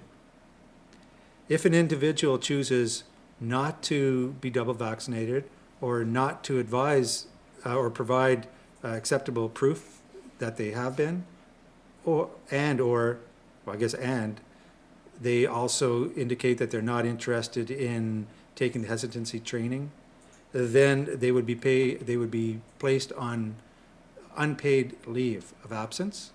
However, prior to that, they would be provided the opportunity to apply for any leave that they may have in their bank, such as accumulated unused overtime or vacation. The municipality is required to accommodate individuals who do provide the required documentation indicating that they do have an accommodation that has to be addressed by the municipality as it relates to medical or religious grounds under the Ontario Human Rights Code.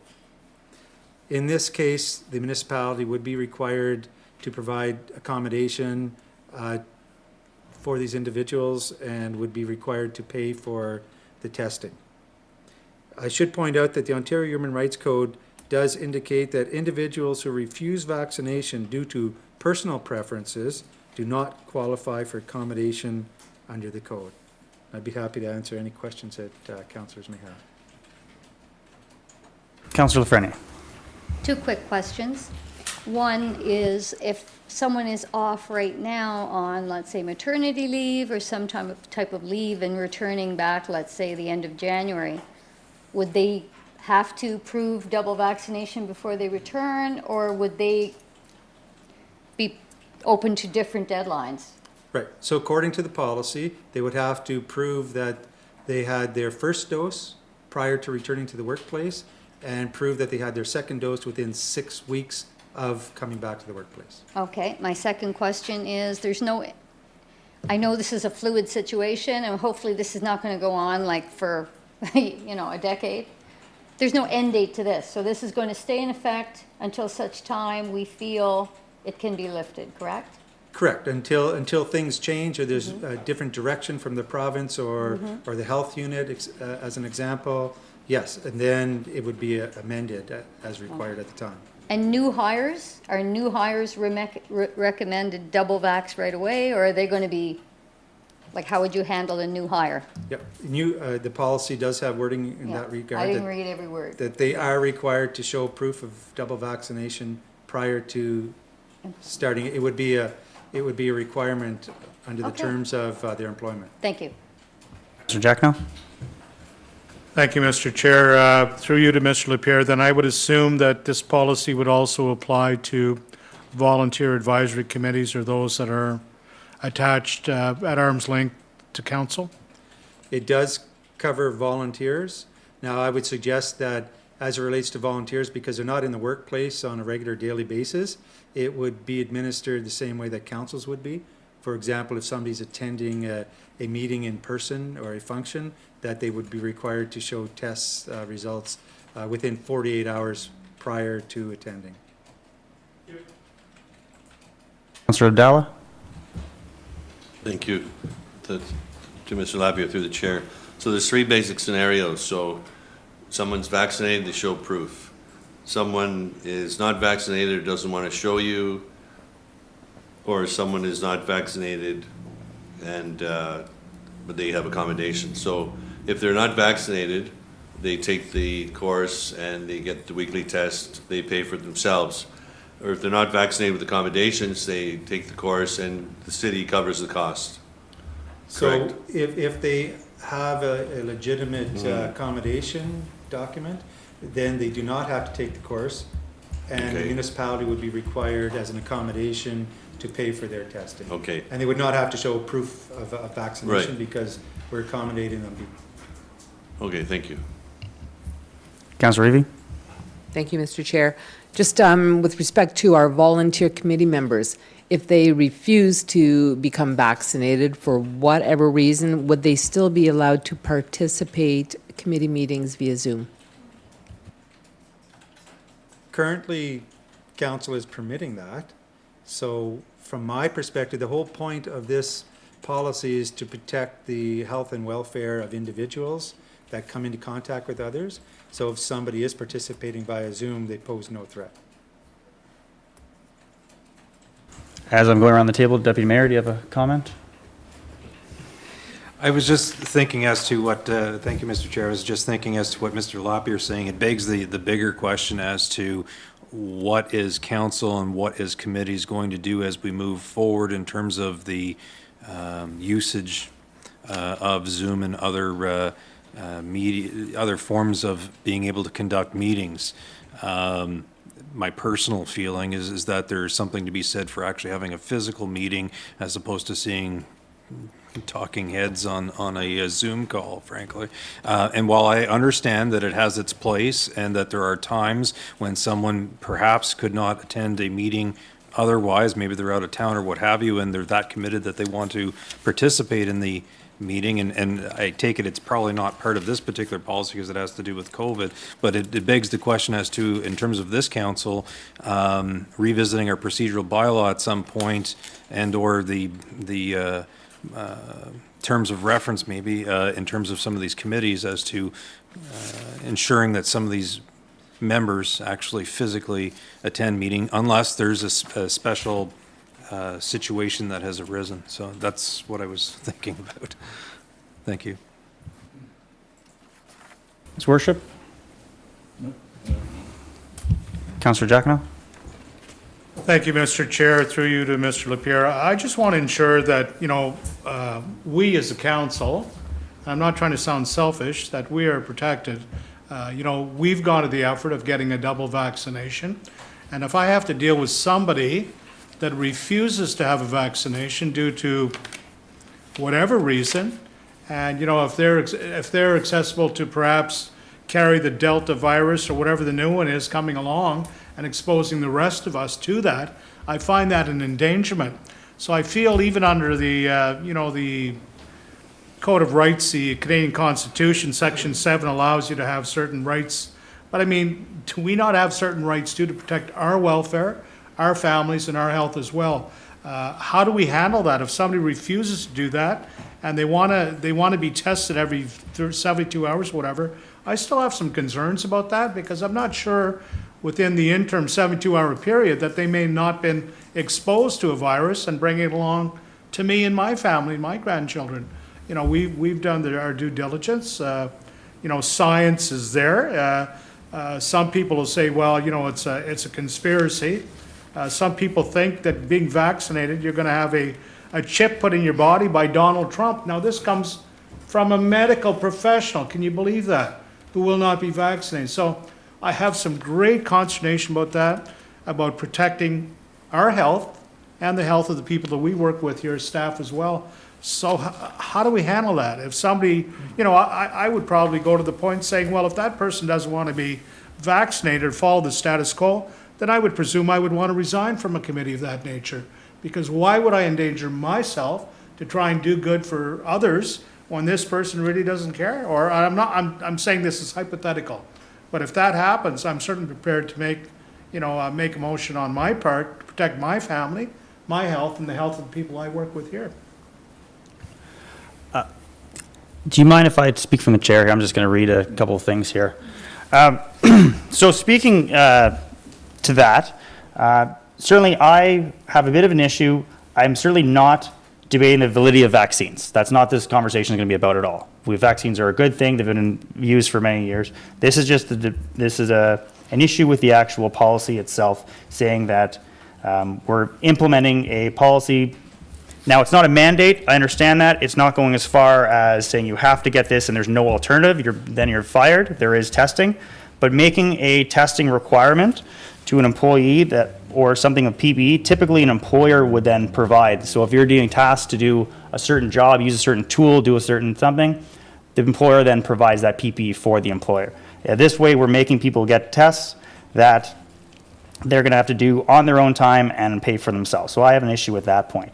But to Councillor Giacono's point, talking about the Delta variant, I just want to read a quick excerpt from a study here. So this is from the National Geographic. Evidence mounts that people with breakthrough infections can spread Delta easily. A new study finds the dominant variant grows in noses of vaccinated people as strongly as unvaccinated people. So this was published in August of 2021, so just a couple months ago. A preliminary study has shown that in the case of breakthrough infections, the Delta variant is able to grow in the nose of vaccinated people to the same degree as if they were not vaccinated at all. The virus that grows as infectious the virus that grows is just as infectious as that in unvaccinated people, meaning vaccinated people can transmit the virus and infect others. Previous studies in hospitals in India, Massachusetts, and Finland all have all shown that vaccinated breakthrough infections with Delta can be high-level virus in people's nose where they are vaccinated or not. The next logical step is to determine whether vaccinated people can shed infectious virus. Many experts suspect they did, but until this study, it hadn't been proven in the lab. We're the first to demonstrate that, as far as I'm aware, this infectious virus can be cultured in a fully vaccinated infectious, says Karen Ramsey, a virologist in the University of Wisconsin. Delta is a breakthrough more preferentially after vaccines. Delta is a breakthrough more proficiently after vaccines as compared to non-Delta variants. Because of extreme infection and evades the immune response, the microbiologist at the University of Cambridge, Guelph lab, was one of the first to document that fully vaccinated healthcare workers can get infected with Delta as they had high levels of virus in their noses. If the Wisconsin study holds up, then people with breakthrough infections, many of whom do not develop COVID symptoms, can unwillingly spread the virus. So just speaking to that, if we're only testing unvaccinated people, and we're showing new information comes out all the time, and vaccinated people can still carry the virus, why are we only targeting unvaccinated workers? So on that note, I'm not prepared to vote in favor of this if we're only going to subjugate or just test unvaccinated, and also putting it on the testing as a requirement to be paid for by the individual and not covered by the employer. Also, I don't support that. Councillor Finney. I respect your opinion. However, as a vaccinated person, I am aware that I could still get that Delta infection in my sinuses. But I am vaccinated, and I would probably stand a better chance of fighting it. However, the unvaccinated person that I may spread it to won't be as lucky.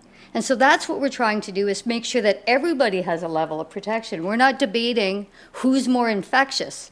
I agree. Possibly I could spread it, but the thing is, I won't get sick, but I may spread it to someone who is unvaccinated, which is not good for anybody. I have members in my family that are not vaccinated, and I can't, in my own mind, figure out why. However, that's their decision. But I know I have to stay away from them because I could kill them. And I hate to say it that way, but that's the truth. But I am safer. So that's what we want my want is everybody to be safer. So I'm not debating that I am less infectious, but I think the more people that are vaccinated is guaranteed that we are going to protect everyone, vaccinated or otherwise. So I guess that's my opinion. I don't debate that, but the fact is, if they want to protect themselves, they need to be vaccinated. And I don't disagree with them paying for it because it's taxing our health system right now. It's a huge expense, as it is, in our hospitals. And if these people get sick, they're going to want to go to those very same medical professionals that they're disputing the authority of. So that's just my opinion. So, Councillor Giacono. Thank you, Mr. Chair. I have a tendency to agree with Councillor Fernier.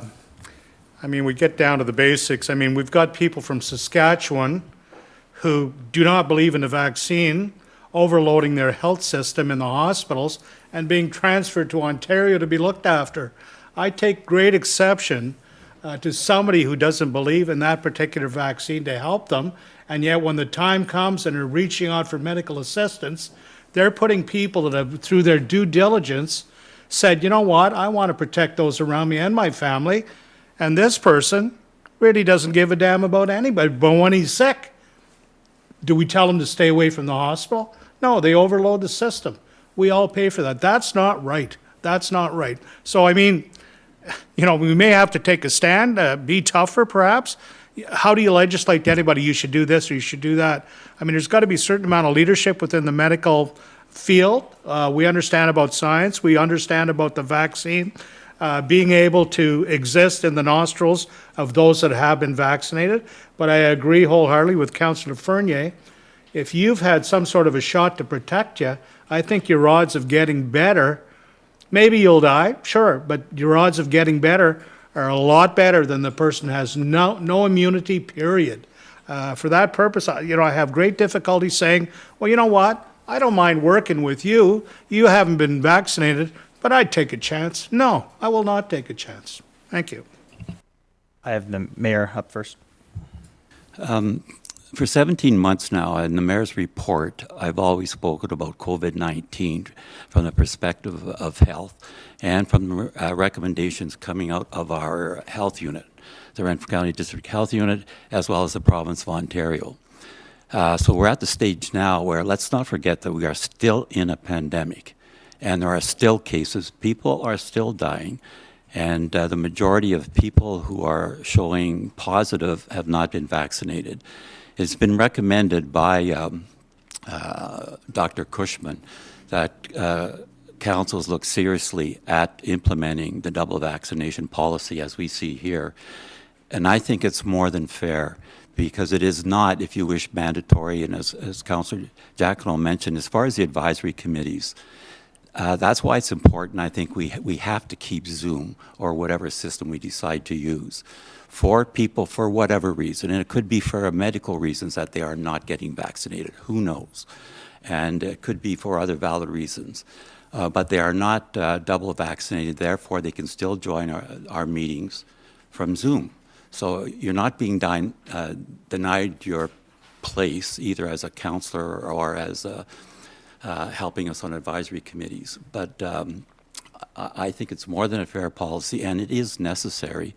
And also the fact that we do have the amendment policy on here as things change, and we know they're going to keep changing. Right now, the province is looking at opening. Let's pray that that's going to happen, so that we know that sometime in the spring, maybe this pandemic will be over and we can amend this policy.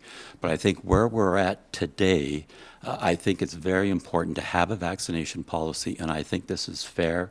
And the fact that council is also included in this policy, I think is very important. Thank you. Just going around the table once to Councillor Vidala.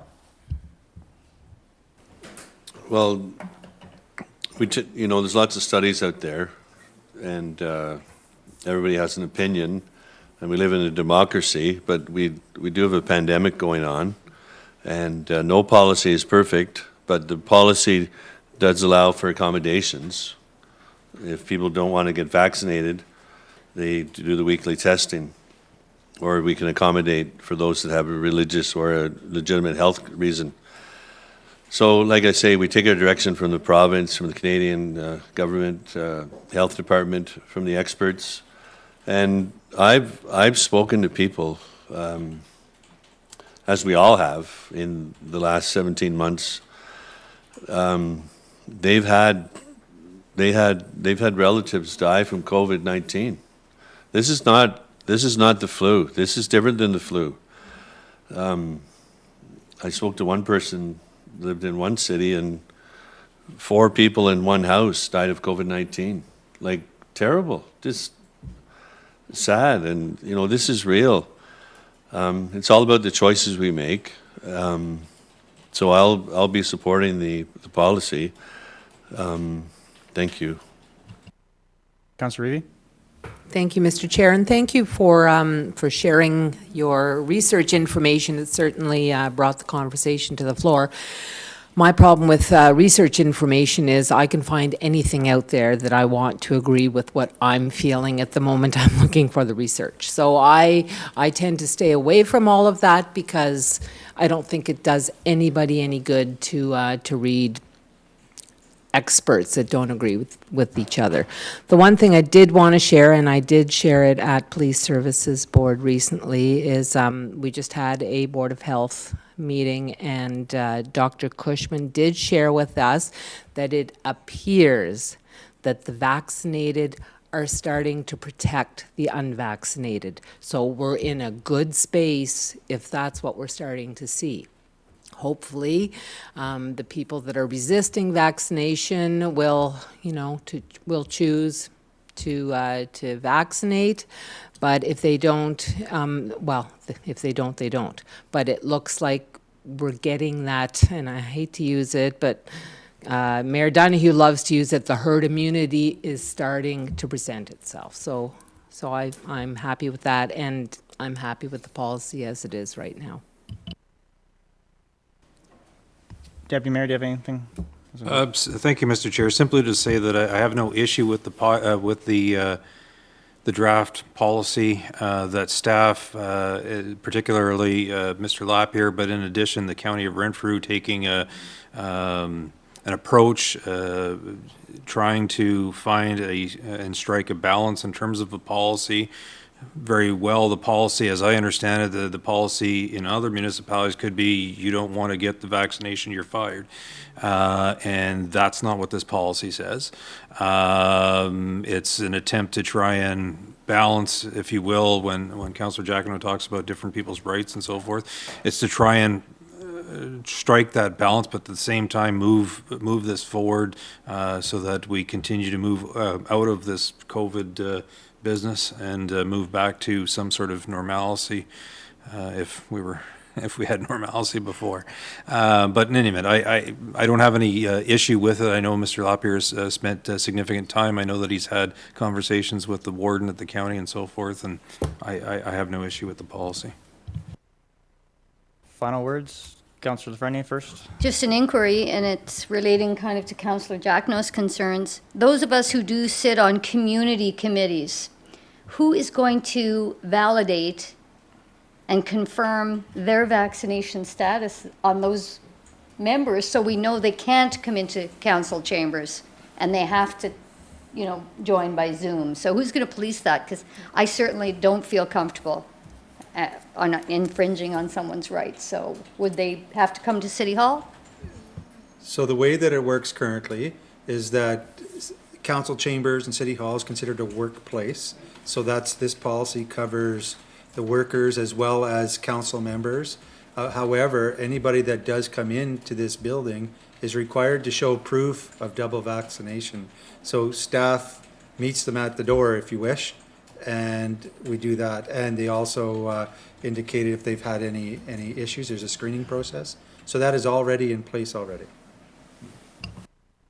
Councillor Jacquino. Thank you, Mr. Chair. I'm not disputing that staff has done a lot of work on the policy, but I would ask for recorded vote. Then I present to Mr. Lapierre if there's any further comments from any. Yes, I'll defer to the clerk in the room to take the recorded vote if you're ready.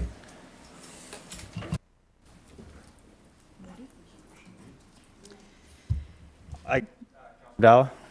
So I'll make a motion that we accept the vaccine policy. Is there a second by Councillor Reevy? Okay. Now, recorded vote. Deputy Mayor Gerva, Yay. Councillor Abdallah, Yay. Councillor Jacquino, Abstain. so that becomes a nay. Yeah. Councillor Lafreniere, Yay. Councillor Plummer, Nay. Councillor Reevy, Yay. Mayor Lemay. Yay. So the motion is carried by a vote of 5-2.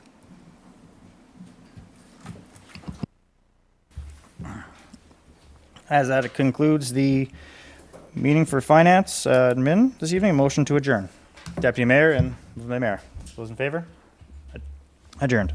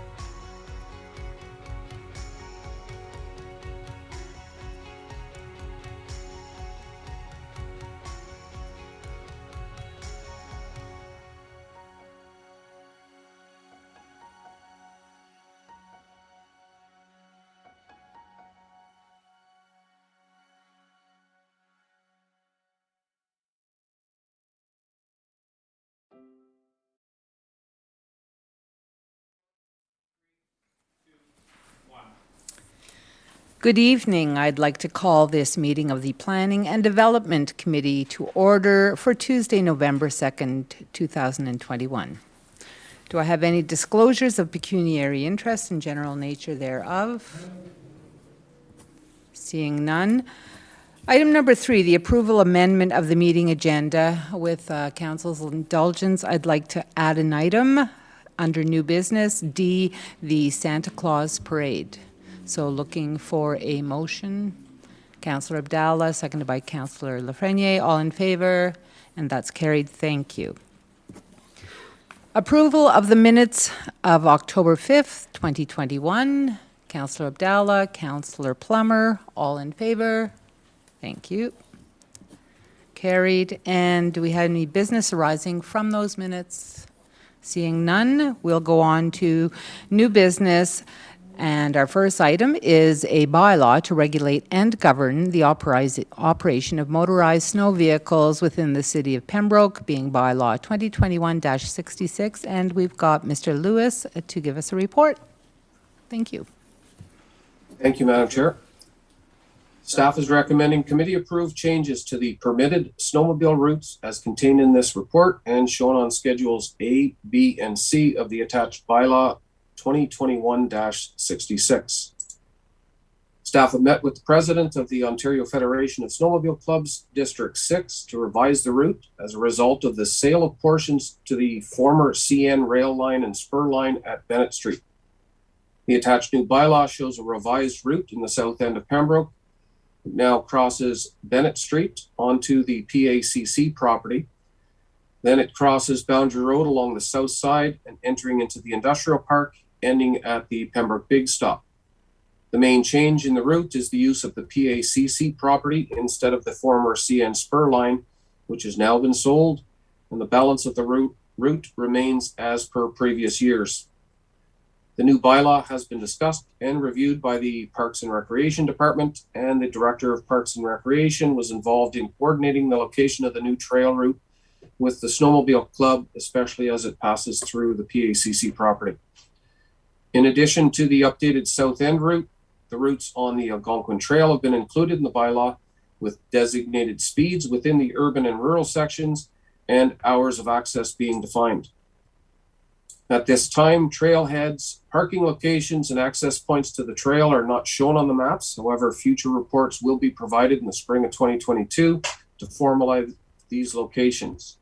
Staff will be working with the Snowmobile Club on various locations and signage for use so that some of those areas can be used this snowmobile season.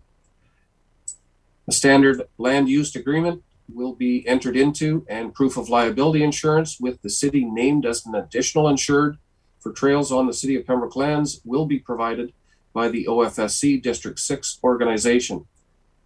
The existing bylaw 2017-63 will be repealed and replaced with bylaw 2021-66, and that being brought before council this evening.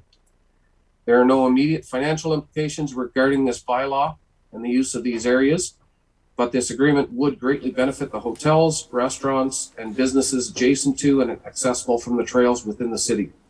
Thank you, Madam Chair. Thank you, Mr. Lewis. Great report. I'll open the floor for comments or questions. Councillor Abdallah. Thank you, through the chair. A couple of questions for Mr. Lewis. Section 4, enforcement. The municipal bylaw enforcement officer of the city or any member of the Ontario Provincial Police. Have you discussed with the snowmobile clubs the possibility of appointing their trail wardens, the ability to give out tickets like we do with some individuals in Pembroke? Has that been discussed?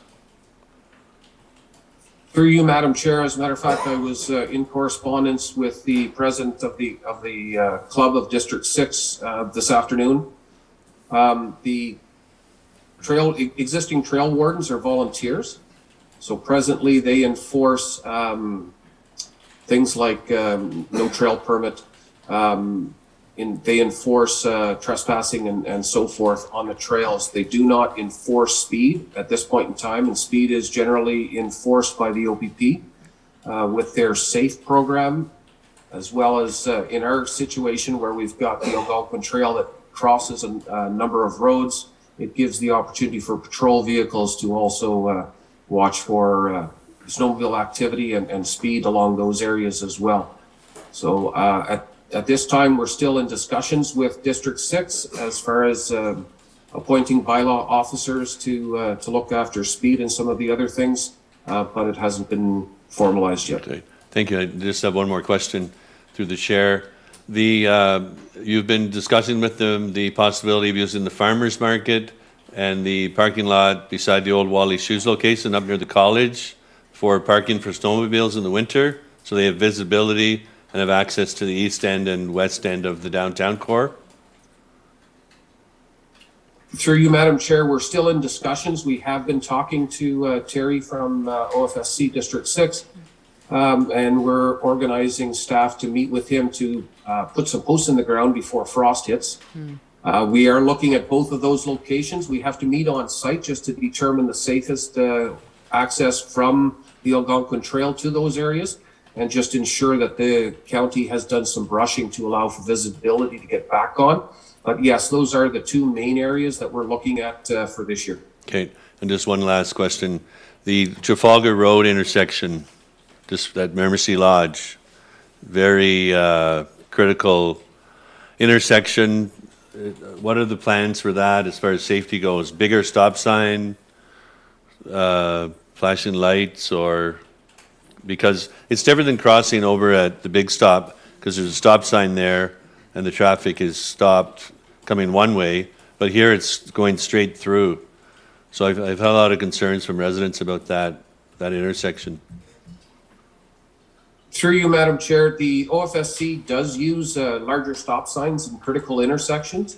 They also post a number of advance warning signs. So approaching that intersection, the Snowmobile Club will put advance warning signs, reduce your speed, stop ahead, those type of things will be put in advance. So you'll have a number of warnings that you're coming up to that intersection, being a critical intersection. Thank you, Mr. Lewis. Thank you. Your Worship? My question involved the offenses and the provision, or the definition, as well as the set fine. Who sets that fine? Is it the municipality, or is that set by the province? Operating a snowmobile on a sidewalk, as an example, under the Schedule D. Everything's $200. Through you, Madam Chair, it is the fines were set by the municipality. They're determined by the municipality based on what other municipalities are using and so forth. And then the entire document, the bylaw, was provided to the province, and the province has reviewed those, reviewed the definitions, and ensured that the sections relate to those various sections and defined fines. Thank you. Thank you. Councillor Lafreniere? Thank you. I'm glad to see that we're going to be giving the Schedule C another route, even though they lost part of that trail. So we will make sure that the existing businesses that have always benefited from snowmobile traffic will keep it. So I'll be supporting this. Thank you. Thank you. Any further questions? We have the bylaw before us this evening, so I don't require a vote at this time. Thank you. We'll go on to the next item, which is the parking meter report. Ms. Oriel. Thank you. So at the October 5th meeting, the issue regarding the extension of the 2-hour free parking meter initiative into 2022 was tabled. The committee requested further information regarding the Safe Restart funding, and a response was received that the city can carry forward the funding into 2022. So bylaw 2021-34 was approved, permitting 2-hour free parking from Monday to Saturday from June 1st, 2021 to December 31st, 2021 for parking meters located in the downtown core. This initiative began January 1st, 2020, and has been extended since that time due to COVID-19 and the strains it has placed on local business owners. The program includes the meters on Pembroke Street between McKay Street and Hinks Street and the associated side streets, including Renfrew Street. Now that the deadline for this pilot project is set to expire on December 31st, committee direction is required whether to extend the project or return to paid parking at the meters. The committee was hoping for a clear picture that could be provided during this parking initiative, but due to the COVID-19, a true representation cannot be provided at this time. The PVIA, though, has requested an extension for the 2-hour free parking at the meters for all of 2022. Also, during COVID-19, the Bylaw Enforcement Department noted the following losses in revenue other than the parking meter lost revenue. We lost revenue in parking permits. So during Algonquin College's fall 2021 term, the campus is open, but only for required academic activity and its limited support services. Only those students and employees required to be on site will be permitted. So the city saw a loss of revenue in 2021 for parking permits in the amount of approximately $22,500. I did speak with Jamie Brandberger at Algonquin College, and they do expect to see more students in the winter semester. However, they do still have available parking in their Algonquin parking lot. So we don't anticipate to see any or many permits being issued for the Cockburn lot. There's also been lost revenues for parking tickets. During COVID-19, there has been a reduced number of vehicles parking in the downtown core. Typically, the city generates approximately $49,000 annually from parking tickets. And in 2020, $29,315 was generated. And it is expected in 2021, $30,000 will be generated. But we're still below the pre-COVID revenues. And parking meter fees. So typically revenue generated from the parking meters was approximately $50,000 annually. In 2020, due to COVID, as well as the 2-hour free parking initiative, we only saw $11,138 generated from the parking meters. And it is anticipated in 2021, we will get only $3,000 from parking meters. So there are presently many 253 2-hour parking spaces available in the downtown parking lots. Some concerns have been noted about these 2-hour free parking at the meter. Meters are being used by business owners and staff and not leaving these spaces open for customers. There's loss of parking meter revenue and loss of revenue from parking fines. So the financial implications, based on the information that's been presented, it is anticipated that the 2-hour free parking initiative saw a loss in revenue of approximately $47,000 from meter parking spaces in 2021. Further, due to COVID-19, the 2021 budget saw a loss of revenue of approximately $41,500, which is a combination of parking tickets and parking permits, for a total loss of revenue in 2021 of approximately $88,500. It is anticipated the losses in revenue could be similar in 2022 if COVID-19 is still around and the parking meter project continues. This loss of revenue can be divided into two areas. One is COVID and the other is the 2-hour parking initiative. Revenue loss related to COVID would be approximately $39,500, and revenue loss related to the 2-hour parking initiative would be approximately a total of $47,000 for loss of parking meters, plus $2,000 loss in parking tickets. Work has begun on the 2022 budget, and direction is required as to how staff will budget for parking. Committee direction is required on the following two issues: whether to extend the 2-hour parking meter initiative into 2022, and directions required how to budget for the 2022 budget. The loss of revenue from the 2021 bylaw enforcement budget was agreed by the combined committee of council at its meeting of May 18th to be funded from the COVID Safe Restart funds. The city did receive a response from the Ministry of Municipal Affairs and Housing regarding the use of the Safe Restart Agreement, the municipal operating funding that was received by the city. This funding can be used to support any COVID-related local operating needs, including bylaw enforcement, additional cleaning supplies, adjustments to recreation and other municipal programs to enable them to be delivered safely, or software licenses to support remote work and meetings. According to the response received by the ministry, there is no requirement for municipalities to spend all the funds in 2021.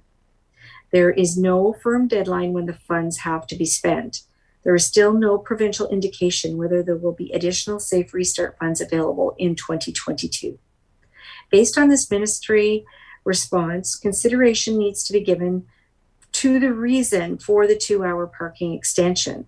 So is the extending of the 2-hour free parking to boost downtown recovery due to the impact of COVID-19, in which case COVID-19 funding can apply if it's available, or if the city extends the 2-hour free parking at the meters to support the parking initiative for the PBIA that has nothing to do with COVID, then the city would have to pay for the losses in those revenues. So your direction is required. Thank you. I have Councillor Abdallah first. So I'm going to make a motion that we extend the free parking for 6 months from January 1st till the end of June using the COVID funds. And then I'll speak to it after it's on the floor. Thank you. Councillor Plummer, are you seconding? I would second that. Thank you. All right. You were the first one to speak, Councillor Okay, Abdallah. thank you. So the PBA sent a letter in asking for a year, but in speaking with them, I told them I would be making a motion for 6 months. So the revenue would be $25,000. We're still in a pandemic. This supports the PBA. We have the funds to support this. The pilot project got shot down when the COVID started. So less people downtown, less fines for the city. The PBA will be coming to the city in a few months to talk about parking. They have a few proposals, some ideas about what are you using technology to keep track of license plates, safer lighting down at near the Cogeco underpass there. Different ideas that they have, but it's the perception of coming downtown to pay a quarter. I know it's a quarter, but as I've said before, in every other municipality, most municipalities in Ontario, they have 2-hour free parking on the main street and side streets. So we're just supporting the businesses downtown. We're still in a pandemic. We have access to the funding. As far as businesses parking in the spots, there's been I think Perth has a bylaw that says you can only park once within a 5-hour period at a certain location. That's something we could look at down the road. But I don't think it's a lot of staff and business owners violating that. But I think we should be supporting extending this for another 6 months because we are still in COVID. And I think it's important to show our support. Thank you. Thank you. Councillor Plummer? Yes, I'll support it for 6 more months, waiting for the PBIA to come. Maybe they have some suggestions, or maybe they're looking actually to pay to keep it for free parking. And I think this has been we're on Groundhog's Day, just keep extending. Eventually, we're going to have to make a final decision if it's going to be free parking in the city of Pembroke, or if we're going to go back to meters. So I think this is the last hurrah for myself for the 6-month extension, and then hopefully by that time we're out of it and make a final decision. The other thing I was thinking of, in relation to staff or to business owners parking at their own meters, there should be some way if we know that they're using these meters, why aren't they buying parking passes? That should be another way of making revenue. So we sell parking passes typically when college is in and people buy passes to park in parking lots. Well, maybe there's business owners could be buying these passes. I'm not sure why that's not being done, but there's a suggestion. Thank you. Thank you for that. Councillor Lafreniere. Yes, I had originally intended on supporting an extension till the end of April because then springtime's here and there's more people downtown. People are already starting to support the businesses more because they've opened up the restaurants, the studios, exercise studios, things like that. So I think, it's starting. It's a slow process for them to get back to where they were. So that originally, that's why I was going to extend it for 4 months, but I would support it, I guess, till June 30th. Thank you, Your Worship. I can support the motion for the 6 months, as well, using the COVID funding, but no longer than that, because I think we know COVID's going to be here probably through the summer, but it is an issue, and I'm pleased to hear that the PBIA will be coming before committee or council, because I think it's really important, because it has to be solved one way or the other, especially when we're looking at loss of income. Thank you. Thank you, and Deputy Mayor. Thank you, Madam Chair. So I won't be supporting this particular motion. We're talking about a request in 2022, another 2 months from now. The report is very clear, very well-written report in terms of what the losses are that we're looking at.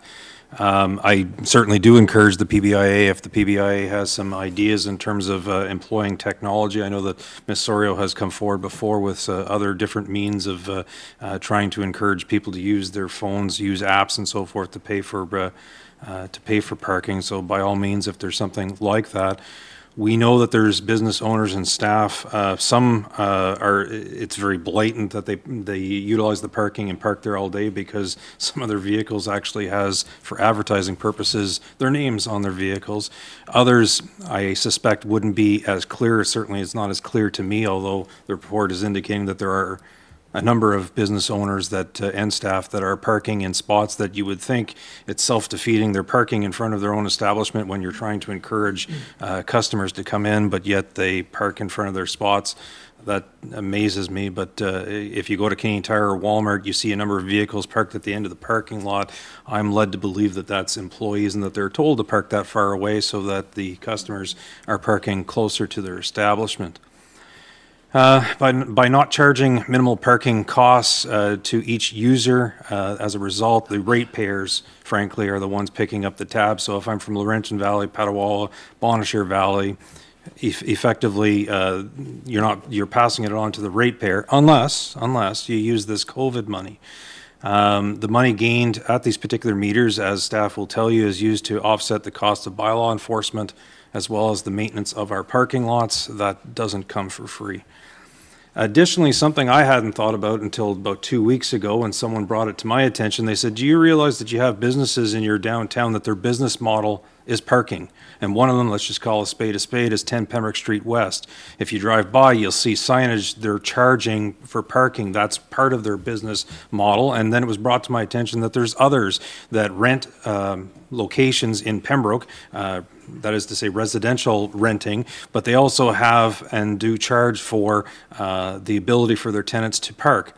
So are you not hurting indirectly, not that council's intending to do this, but you're hurting those different businesses who are not only competing with the free parking lots that are located, and there's a number of them in the downtown and city of Pembroke, but in addition to competing with them, now they're also competing with the fact that, hell, anyone can go and park in the downtown, and you can go to the meter and you don't have to pay anymore. I know that we've used COVID money for the last hurrah, if you will, and we did that. We've received, in terms of monies, and Mr. Lapierre alluded to it earlier, so as I understand it, we've received over $1 million, according to our October finance report. In 2020, we used $228,000. In 2021, apparently we're going to use approximately $490,000, leaving this $290,000. And really it becomes a question as to what do we use that $290,000 for? And so what I would be submitting is that it should be for actual COVID costs, whether it be the ongoing PMC. And so having attended recently a Keeping Pembroke Beautiful meeting and being confronted by two individuals, they're being paid to assess whether or not I'm supposed to be there, am I double vaccinated, and all this important business to ensure that that facility is safe. But you got the PMC, you got the pool. Mr. Lapierre alluded to earlier, are we going to have a reduction in dividends for ORPC and ORES? Are those not true COVID costs, and should they not be paid for out of the $290,000? What about additional PPE? According to the province, the Premier seems to think that we were going to come out of this in March. I'm hopeful. I see rebounds. I see things happening. But if that's in fact happening, we still have costs that are going to be incurred for the next at least 5 months. Another item that, when I reflected on this particular item that gets me is that this isn't the COVID monies. It isn't free money that we're getting from the feds and the province. It's individuals around this table that we work, we pay taxes, and some pay significant taxes. It's not free money. In fact, it's us, the taxpayers, that are effectively getting it back by way of a grant to our municipality to offset true COVID costs.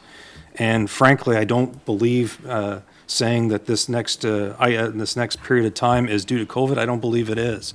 When I go downtown and I go to the different businesses, you see the lifting of capacity limits. That just happened. When I go downtown, I go to, whether it be the dry cleaner or what have you, I see people coming and going. I don't see, I realize that for the first little while, it was tough for these businesses. I get that. When restaurants are having to try and do their restaurants out in the patio areas, that's rough. And this council stepped to the plate. This council said, okay, well, we're going to extend patio season. We're going to do what we can to assist you. But I'm wondering if that time has come and gone. The province is letting up. The province is saying we're heading out of this and let's try and return to a normal. In any event, looking, not that I have a crystal ball, but looking to the future, I see that the funding we've heard in 2022 is going to be reduced.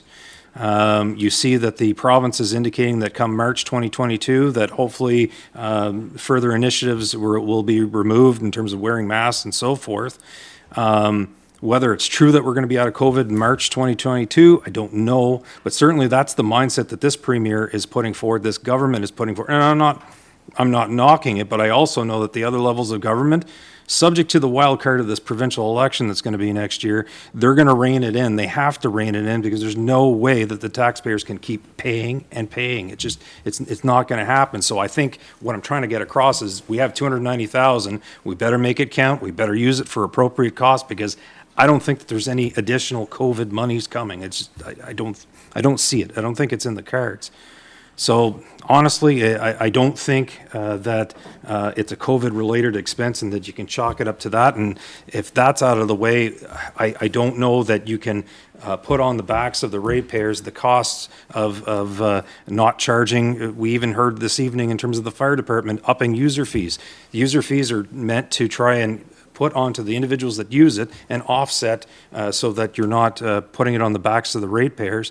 Not to mention the individuals, as I mentioned, whether it be 10 Pembroke Street West or other property owners, that you're hurting them. You don't intend to, but you're hurting them because you're not charging for the parking anymore. So long story short, I just don't support the particular motion.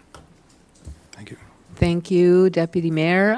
So if there are any further question, comment, Councillor Lafreniere? I just want to say that Deputy Mayor is in the right field. I think he's stated his case. And like I said, originally I was coming in here, I was going to support it until the end of April, thinking, okay, I think things are opening up as well. I tend to agree. I have dined out a few times, and they seem to be picking up. Downtown's bustling as far as I'm concerned. I don't think anyone could debate it if you spend much time down there.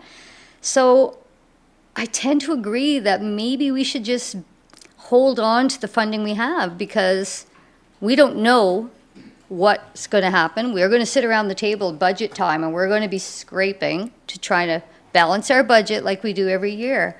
So, you know, there are still lots of free parking lots. It's not like we charge for everywhere. There is the one behind Bank of Montreal, there's the Giant Tiger lot, there's down by the waterfront.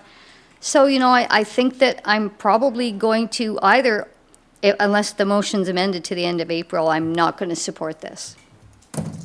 Thank you. If I might speak from the chair, yes, you're right about downtown bustling. I have noticed it. Now, we've been blessed with extremely wonderful fall weather, and that may play a part in it. But this past weekend with the Halloweeners, it was great to see. It was It was amazing, really, and I hope that trend continues.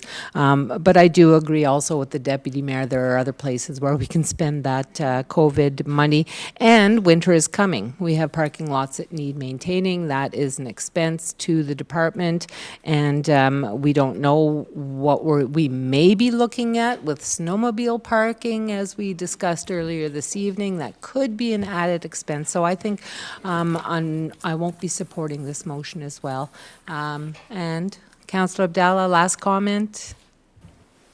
Yeah, so the business, bustling, it was a very good event on Saturday with the free candy and the pumpkin treats over at the farmers market. But let's get real here. Businesses have suffered a lot downtown. And having been in business, it's very challenging to run a business, and I salute all the business owners. And anything we can do, we have the funding. They have been affected by COVID. They've lost money. Now the business has picked up a bit, but we should be supporting them because we have the funding. Their losses were huge for the whole, what they went through the last 17 months.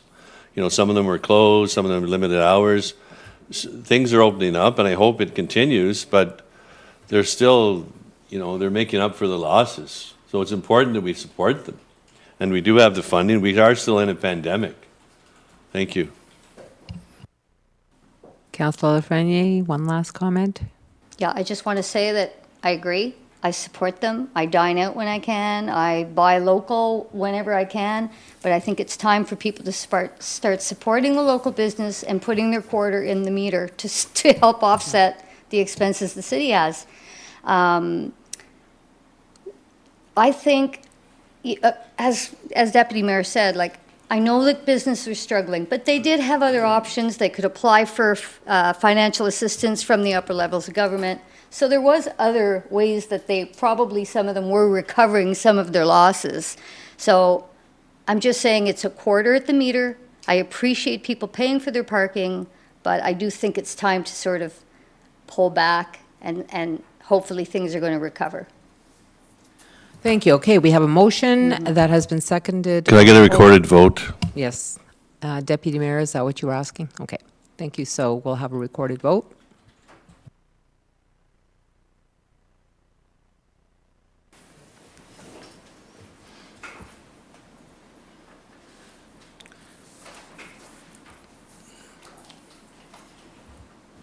Deputy Mayor Ron Sherva, Nay. Councillor Brian Abdallah, Yay. Councillor Ed Jacquino, Yes.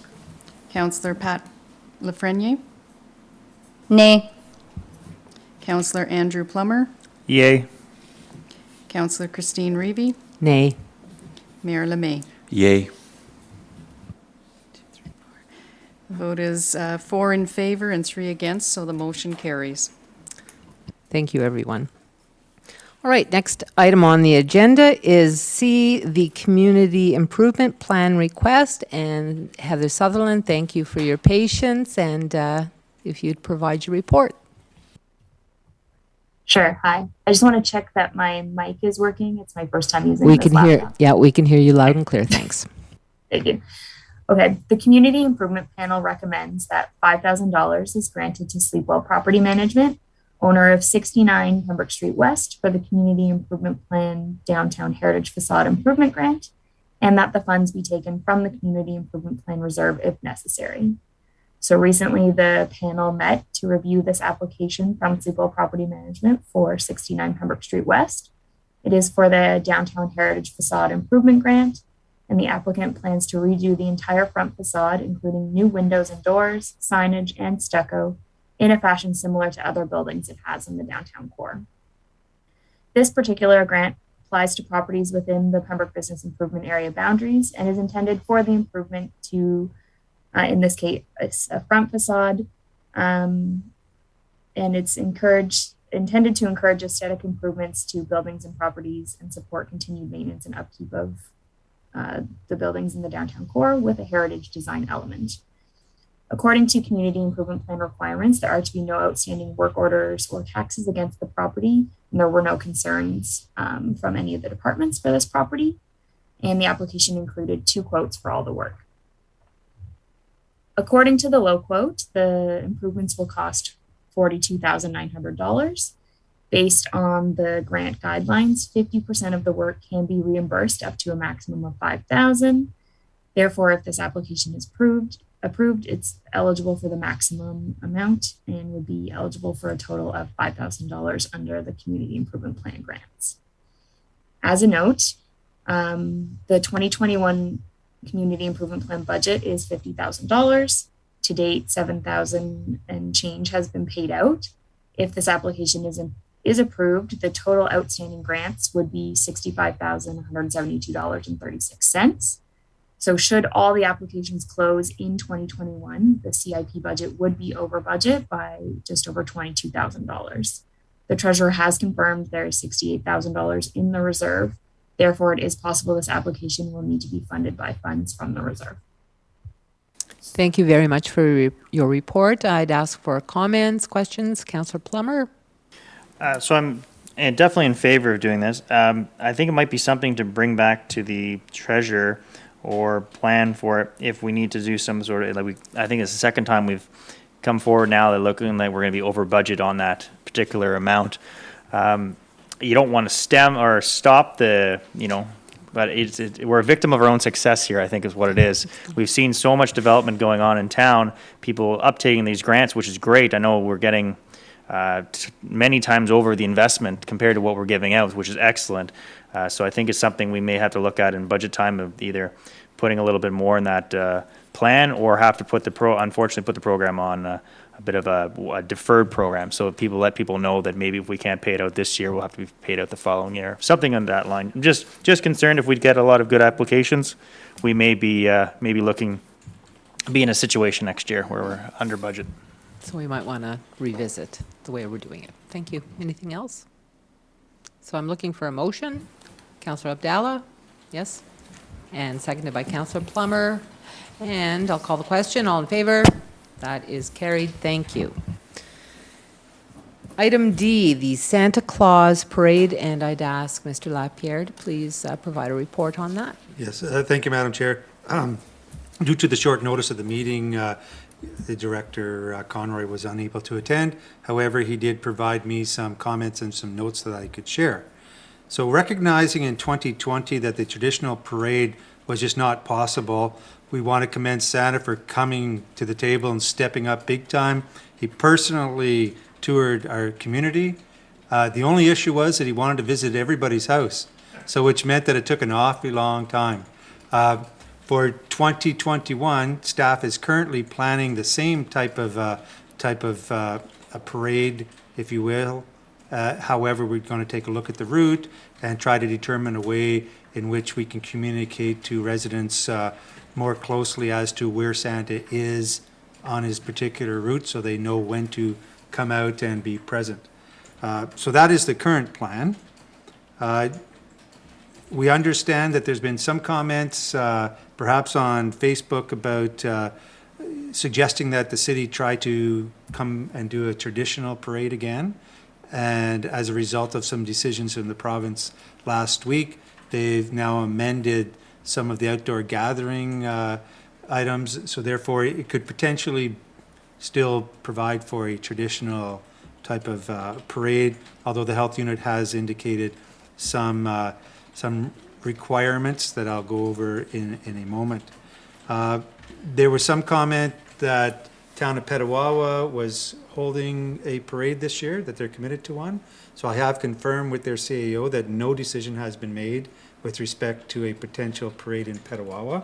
What they did was they've reached out to their businesses to determine if there would be sufficient interest in putting together floats to have a parade. So they did a little flyer, if you will, electronically and sent that out to the businesses and interested parties. And I believe somebody got a hold of that and posted that to Facebook with the announcement that it was a confirmed parade, whereas they're just seeking input. November the 7th is the deadline for input in that community. We've been advised by their staff that thus far they have 3 interested parties. So once they, get get all of the comments by the deadline. Their intention is to take it to their council the next day in order to get some direction on whether they plan on doing a parade or not this year. So I just wanted to get that on the table. The comments from Mr. Conroy include that currently staff is being utilized, overutilized, whatever way you want to portray it, in putting together on short notice our upcoming Rogers hometown hockey event for December the 4th. So all hands are on deck with respect to that. As you may know, the intention was to have that in March of next year. However, Rogers had to change their scheduling, so we got about 4 weeks' notice or so in order to pull this off. And it is a national audience, and we have signed an agreement with Rogers, so there's a lot of things that have to get done. There's a number of volunteers that are already coming to the table working on this. However, Mr. Conroy did want you to know that there's a significant amount of planning and associated resources being used for that particular event right now to make sure it is an outstanding success. With respect to some of the other communities around the valley, in addition to Petawawa considering a parade, the town of Renfrew is doing a parade, but it's a float walk by in their downtown, so the floats are stationary and people walk by it. And the town of Arm Prior is doing a float drive-by in their arena parking lot. With respect to the city's traditional parade, planning typically starts in mid-September. Regarding the health unit comments, they've indicated that floats can have as many individuals on them as possible, but need to be masking if social distancing is not possible. There is no crowd interaction permitted, so therefore no throwing of candies, no collecting of food items as we typically do in our particular parade. Performers are permitted without masks, but need to be social distancing. And the crowds are suggested to wear masks if 2 meter distancing is not able to be dealt with. Staff is suggesting that if the decision is to try to hold a traditional parade, that November 27th would be a more suitable date from their perspective. The concern is if one is to hold it later in December, we run the risk of having adverse weather conditions. So that's why we usually have it right near the end of November. We've only had to deal with some freezing ice a couple of times, and depending on what forecasts are, and this year some are suggesting that we could get an early and a wicked type of winter, could be concerns there. We don't know, we're not sure, but it could be a problem with snow and ice, etc. Later in December.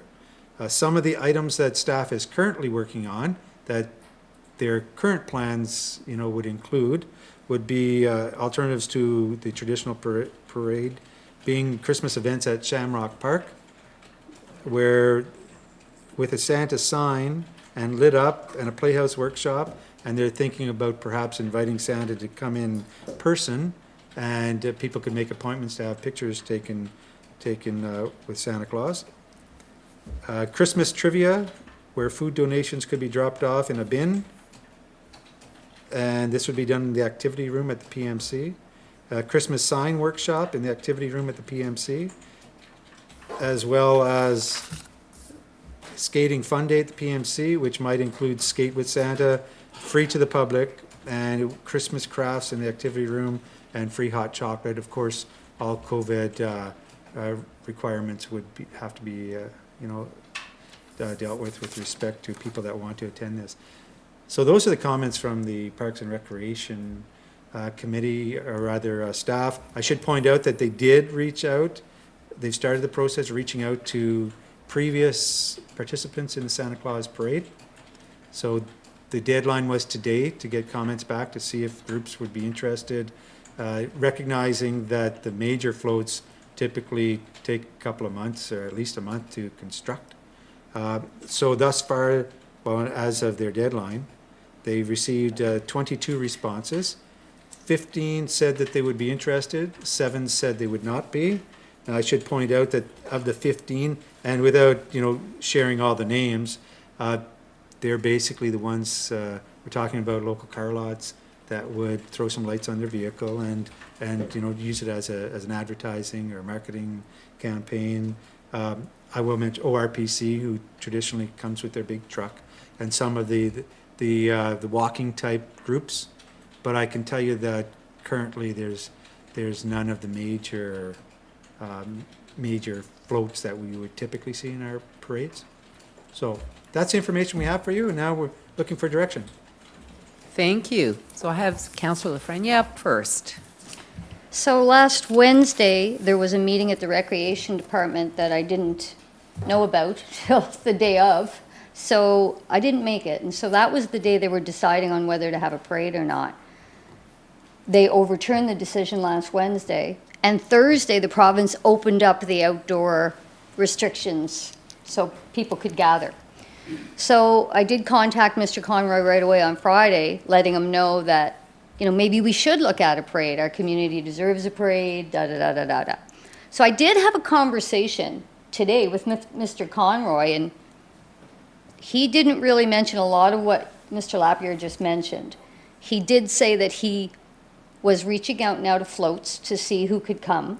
I suggested we give them 1 week. 1 week.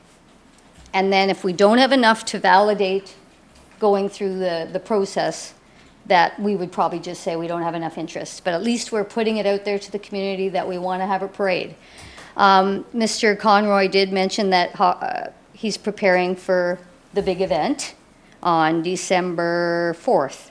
And he said, so, before then wouldn't be good. So I suggested December 11th. And Mr. Conroy seemed to not have a problem with that, except that maybe weather would be an issue a little later in the year. I don't think people have a problem wearing a mask, so I don't think we'd have that problem because at least it'll keep their face warm if we did have it on December 11th.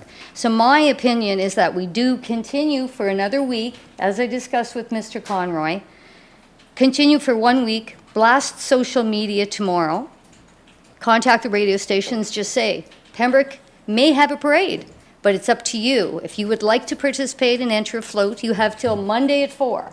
So I don't know where this deadline of today came, because last Wednesday they decided they weren't having it. So, but that's fine. They were doing it all day today. I knew that. They were calling. Anyway, that's my opinion. I think that we set a deadline. We put a big call out. If we can't get enough, then we don't have it. But even if we were to get 20 floats, 20, 25 floats, we could do the Santa thing. We could have the people come out. The little kiddies would love a parade. I mean, let's face it, it's been 2 years. I think they'd love it. All the other events you're talking about, I think that's a lot more work. I mean, Mr. Conroy even said to me today that most of the work is on the float builders. They have a template for the parade that they've followed for 20 years. Contact your TV, get the judges, get the hosts, do the list. So I really hope I have the support, but I'd at least try to give it 1 more week, put the news out there, because nobody really, it's not had a lot of attention out there. And maybe we can, but if we can't, at least we're telling our community, you know what? It won't be a go this year, but only because we couldn't get anybody. So anyway, I'm hoping you'll support me just giving direction to the Recreation Department to pursue it just for this week. Give it a week and see how it goes. Thank you. And Your Worship, you next. I guess after listening to Mr. Lapierre's report, I have concerns. I realize Santa Claus is a priority, and so is Rogers Hometown Hockey. And tomorrow morning we have our meeting as far as the city group that's putting work together or getting it organized. And as Mr. Lapierre said, it is a lot of organization time that will be required from staff. And also, I am dead set against, if it came up that it was going to be a parade in November, as was suggested, I gather from Mr. Lapierre, that I think is not feasible at all. Because with Rogers Hometown Hockey, they will be here a week or maybe 2 weeks before setting up. So there's going to be a lot of activity going on within the city. So if there is a parade, maybe in December. I understand weather could be a problem. But I cannot see a parade before then because the staff really is occupied, not just the city staff, but the staff in various organizations within the city who are helping out with the hometown hockey. And I'm happy to see other alternatives to the parade that you presented as well. So I could see the investigation continuing. I don't know for how long because we have to be careful because time's getting shorter and shorter. Thank you. Thank you. Councillor Jackno. Madam Chair, I think the time frame is too short. You'll be tasking people to, throw a float together fairly quickly. Mr. LaPierre says it takes a couple of months. People want to do something that looks presentable, that the children will enjoy seeing. And whatever else is going on, I think we're pushing, our staff is paid, sure, but we're pushing them to the wall. I feel that we should perhaps do one thing very well as opposed to doing two or three things rather poorly. I can't see it happening this year personally. And I mean, the province is saying they're opening up things, but it's still not concrete in my mind. And personally, I don't think it's going to happen. Thank you. Thank you. Councillor Abdallah. So last week I attended the meeting of the parade, and Councillor Frenny didn't know about it till later because of the situation. But we've been talking she's the chair of the rec committee, I'm the vice chair. So when we had the meeting, it was just the Santa Claus drive-through, and then skating party with Santa at the PMC, and then something at Shamrock Park, and then the seniors concerts that we're doing in December. So a whole festival of activities. And it was indicated to me that staff are stretched with the Rogers Hometown Hockey. But then the next day, or after the meeting, the province comes out with the change. So, here we are, and it doesn't give us much time to work with. But December 11th is a good date. It's after the Rogers Hometown Hockey. And I agree with Councillor Frenny and I were talking today on the phone. And I agree with her. We agree 100% that at least put it out there on social media, the Pembroke Observer, MyFM, and give the community until next week who wants to be in the Santa Claus parade. And I don't care if Joe Blow is advertising his business with some lights. You're still in the spirit of Christmas. Santa Claus is coming to town. And last year, I stood out in the cold for 3 hours and Santa came by. And there were kids in the neighborhood. They were standing out with me. And they were all excited. So I think if we have, a parade, be it small or big, this year is better than no parade. Santa can leave Metro and come right down, end up at Festival Hall with the parade, do it at nighttime like we usually do. And I think it would put the Christmas spirit in people, and it would be better for Santa because he's only going from point A to point B instead of freezing his behind off on the back of the fire truck going through all of Pembroke. So I think we should give it a shot. I think we owe it to the community to put it out there and see what kind of response we get. And we have it on December 11th, and it'll be after the Rogers Hometown. And Councillor Frenny and I will volunteer and do whatever we can to make it happen also. So I'd like to make a motion that we explore, we give 1 week for notice, see what response we get with the December 11th date. Okay. Second. Do I have a seconder? Okay, thank you. And then I'll ask for Councillor Plumbers and then the Deputy Mayor. Yes, I was just going to say, again, this is a community-driven event, so it's really up to the community. I know staff is going to play a part, but if we really don't have the uptake in the community, then I would, again, want to see event done well than not done at all, than just a poor run event. So that is my concern, but as giving them a week's notice and picking a date in December after Rogers Hometown Hockey, I think is fair, so I would be in support of that. Thank you, Deputy Mayor. Thank you, Madam Chair. So I would support the motion and Councillor Frenier's request. when I talk to different individuals, because a number of people have approached me saying, well, because they hear what the province is saying, so is the city of Pembroke going to have a parade? And so I'm saying, you do understand, though, that it's not the city of Pembroke necessarily that's doing it. To Councillor Plummer's point, it's businesses and others that are stepping to the plate. And let's face it, some of the floats maybe not as glamorous as other floats, but the spirit is there. It's for Christmas and so forth, gets people in the spirit. There's also the selfish part of it, that it gets individuals then thinking Christmas, thinking shopping and so forth, which is good for our businesses. And so I don't see why we could not, and so I'm supporting it, but I don't see why we should lose sight of, like when there was reference to Parks and Rec is talking about skating and so forth. My recollection is every year we have skating at the PMC and there's sponsors. So there's no reason why that still can't go on.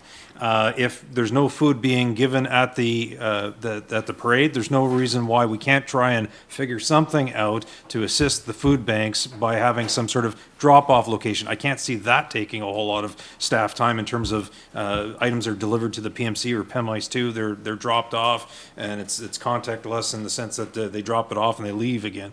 So I think it's doable. I think it really is doable, and maybe it won't be as glamorous as because God knows people come from all over the place to come to the Pembroke Parade, and maybe it won't be as glamorous or as large as the previous years, but we're making our effort, knowing what's happened in terms of the province just saying, guess what, now you can do it, and an education piece with the public saying, so hopefully you're on board, but recognize that maybe it won't be as long and so forth, but I think it's doable. I think really do believe it's doable for our ratepayers.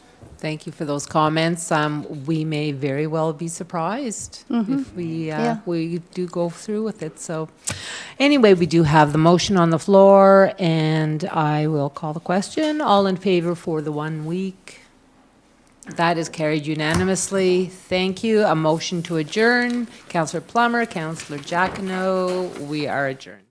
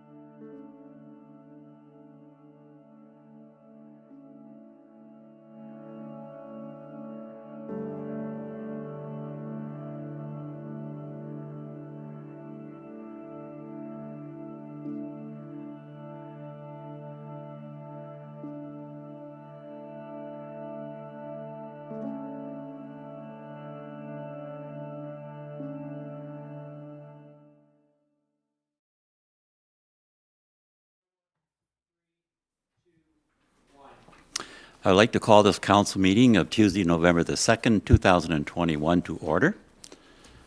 Before opening this meeting of council, I'd ask those who wish, each in your own way, silently join in a prayer of guidance over these proceedings.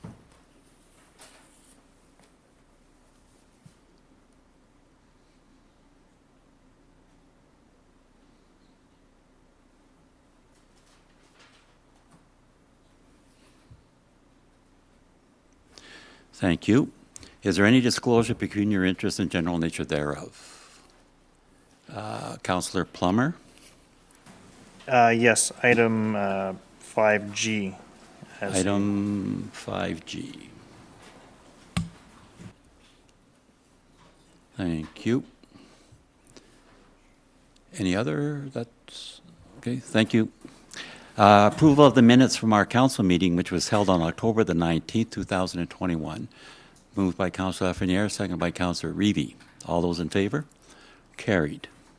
Adopting the minutes from our Planning and Development Committee meeting, which was held on October the 5th, 2021. Moved by Councillor Reevy, seconded by Councillor Plummer. All those in favor? Carried. The Finance and Administration Committee meeting, which was held on October the 5th, 2021.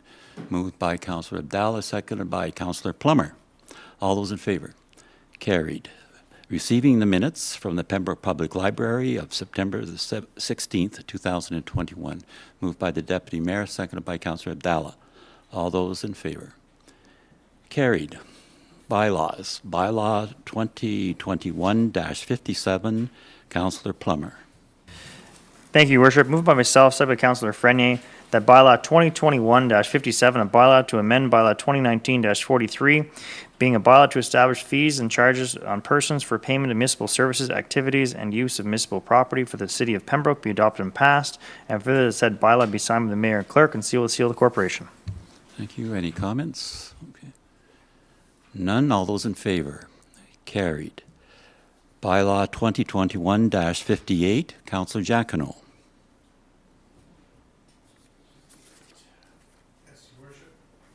Moved by myself, seconded by Councillor Plummer, that bylaw 2021-58, being a bylaw to amend bylaw 2016-18, being a bylaw to impose user fees for services provided by the Pembroke Fire Department, be adopted and passed, and further that the said bylaw be signed by Your Worship the Mayor and the Clerk and sealed with the seal of the corporation.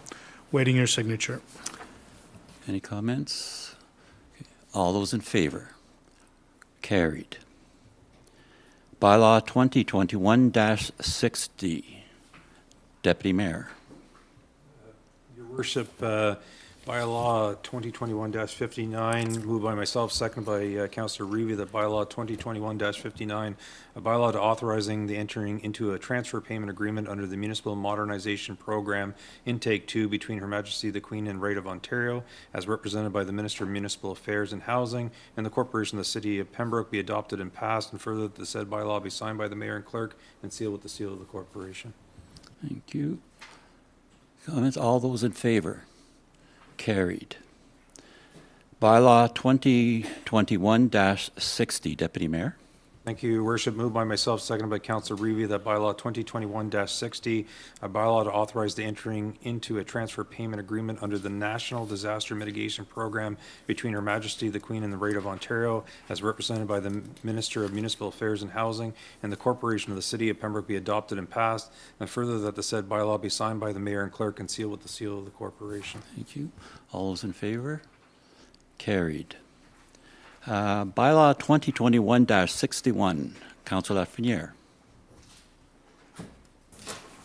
Moved by myself, seconded by Councillor Andrew Plummer, that bylaw 2021-61, a bylaw to regulate the sale and setting off of fireworks within the city of Pembroke be adopted and passed, and further that the said bylaw be signed by the Mayor and Clerk and sealed with the seal of the corporation.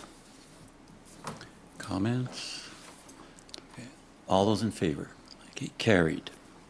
Bylaw 2021-62, Deputy Mayor. Thank you, Your Worship. Moved by myself, seconded by Councillor Reevy, that bylaw 2021-62, a bylaw to authorize the use of snowmobiles and ATVs on the Algonquin Trail within the corporation of the City of Pembroke be adopted and passed, and further that the said bylaw be signed by the mayor and clerk and sealed with the seal of the corporation. Are there any comments? Okay, yes, Deputy Mayor. If I may, just to say that it's my pleasure to be bringing forward this particular bylaw this evening. We've debated this, as we know, for many years, and so it's nice to see this come to fruition. Yeah, thank you. Councillor Finier? Everyone knows that I was not supporting the ATVs on the trail. However, I really hope they do well. I hope everything works out, and I look forward to good things coming from it. Thank you. Any other comments? Okay, all those in favor? Okay. All those opposed? Carried.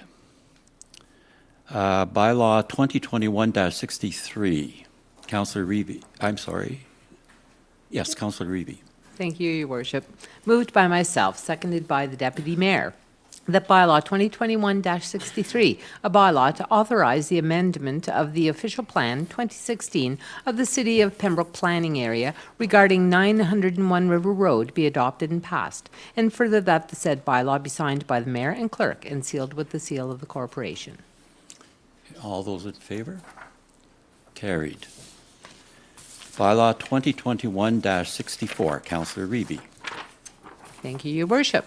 Moved by myself, seconded by the Deputy Mayor, that bylaw 2021-64, a bylaw to authorize the amendment of zoning bylaw 2020-05 regarding 901 River Road be adopted and passed, and further that the said bylaw be signed by the mayor and clerk and sealed with the seal of the corporation. Any comments? All those in favor? Carried. Bylaw 2021-65. Councillor Abdallah. Sorry. Oh. Thank you, Your Worship. Moved by myself, seconded by Councillor Christine Reevy, that bylaw 2021-65, a bylaw to authorize the amendment of zoning bylaw 2020-05 regarding 474 Boundary Road be adopted and passed, and further, that the said bylaw be signed by the mayor and clerk and sealed with the seal of the corporation. All those in favor? Carried.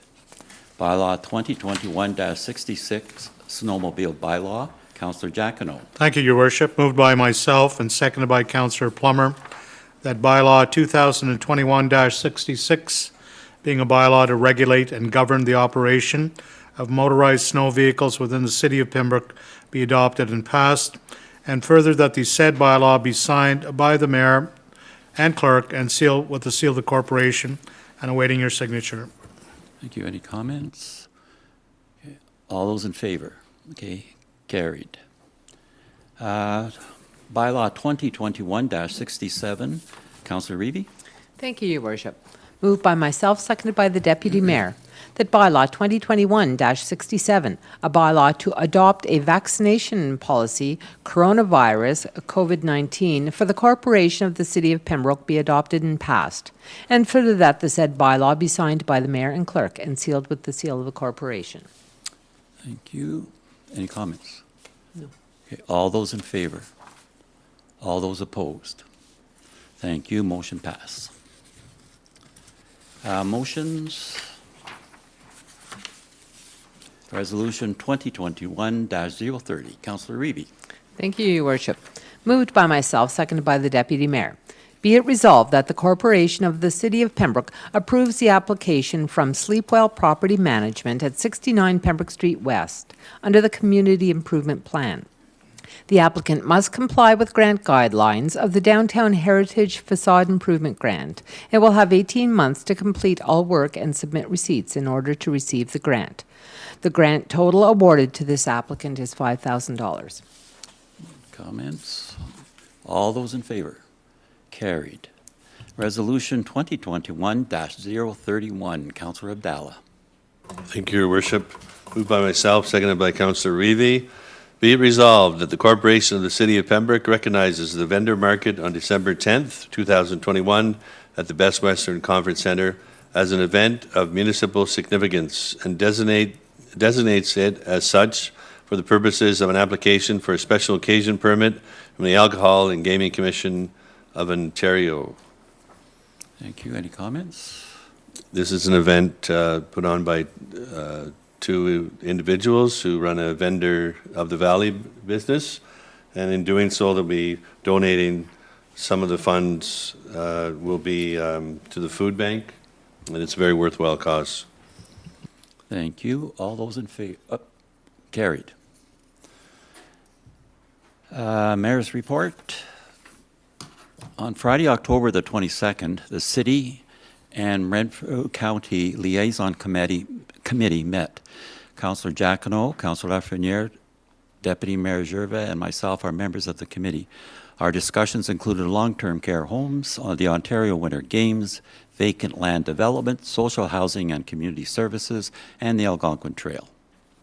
On Saturday, October the 23rd, I met with residents from the Moth and Weldon Streets in regards to the flooding that occurred in 2017-2019, which created the landslides along the Muskrat and Indian Rivers, which resulted in loss of land. Now, we've been working with the homeowners, the provincial government, and the federal government to access the necessary funding to complete the slope stability project. Now, the outreach to the federal government for disaster relief funding continues. So I'm hoping there is no funding available from the province, but we have the full support of our MPP and also the province. It's seeking funding from the federal government, so I'm hoping when the new budget comes out from the new government, there will be information in regards to disaster mitigation, and funding will be available.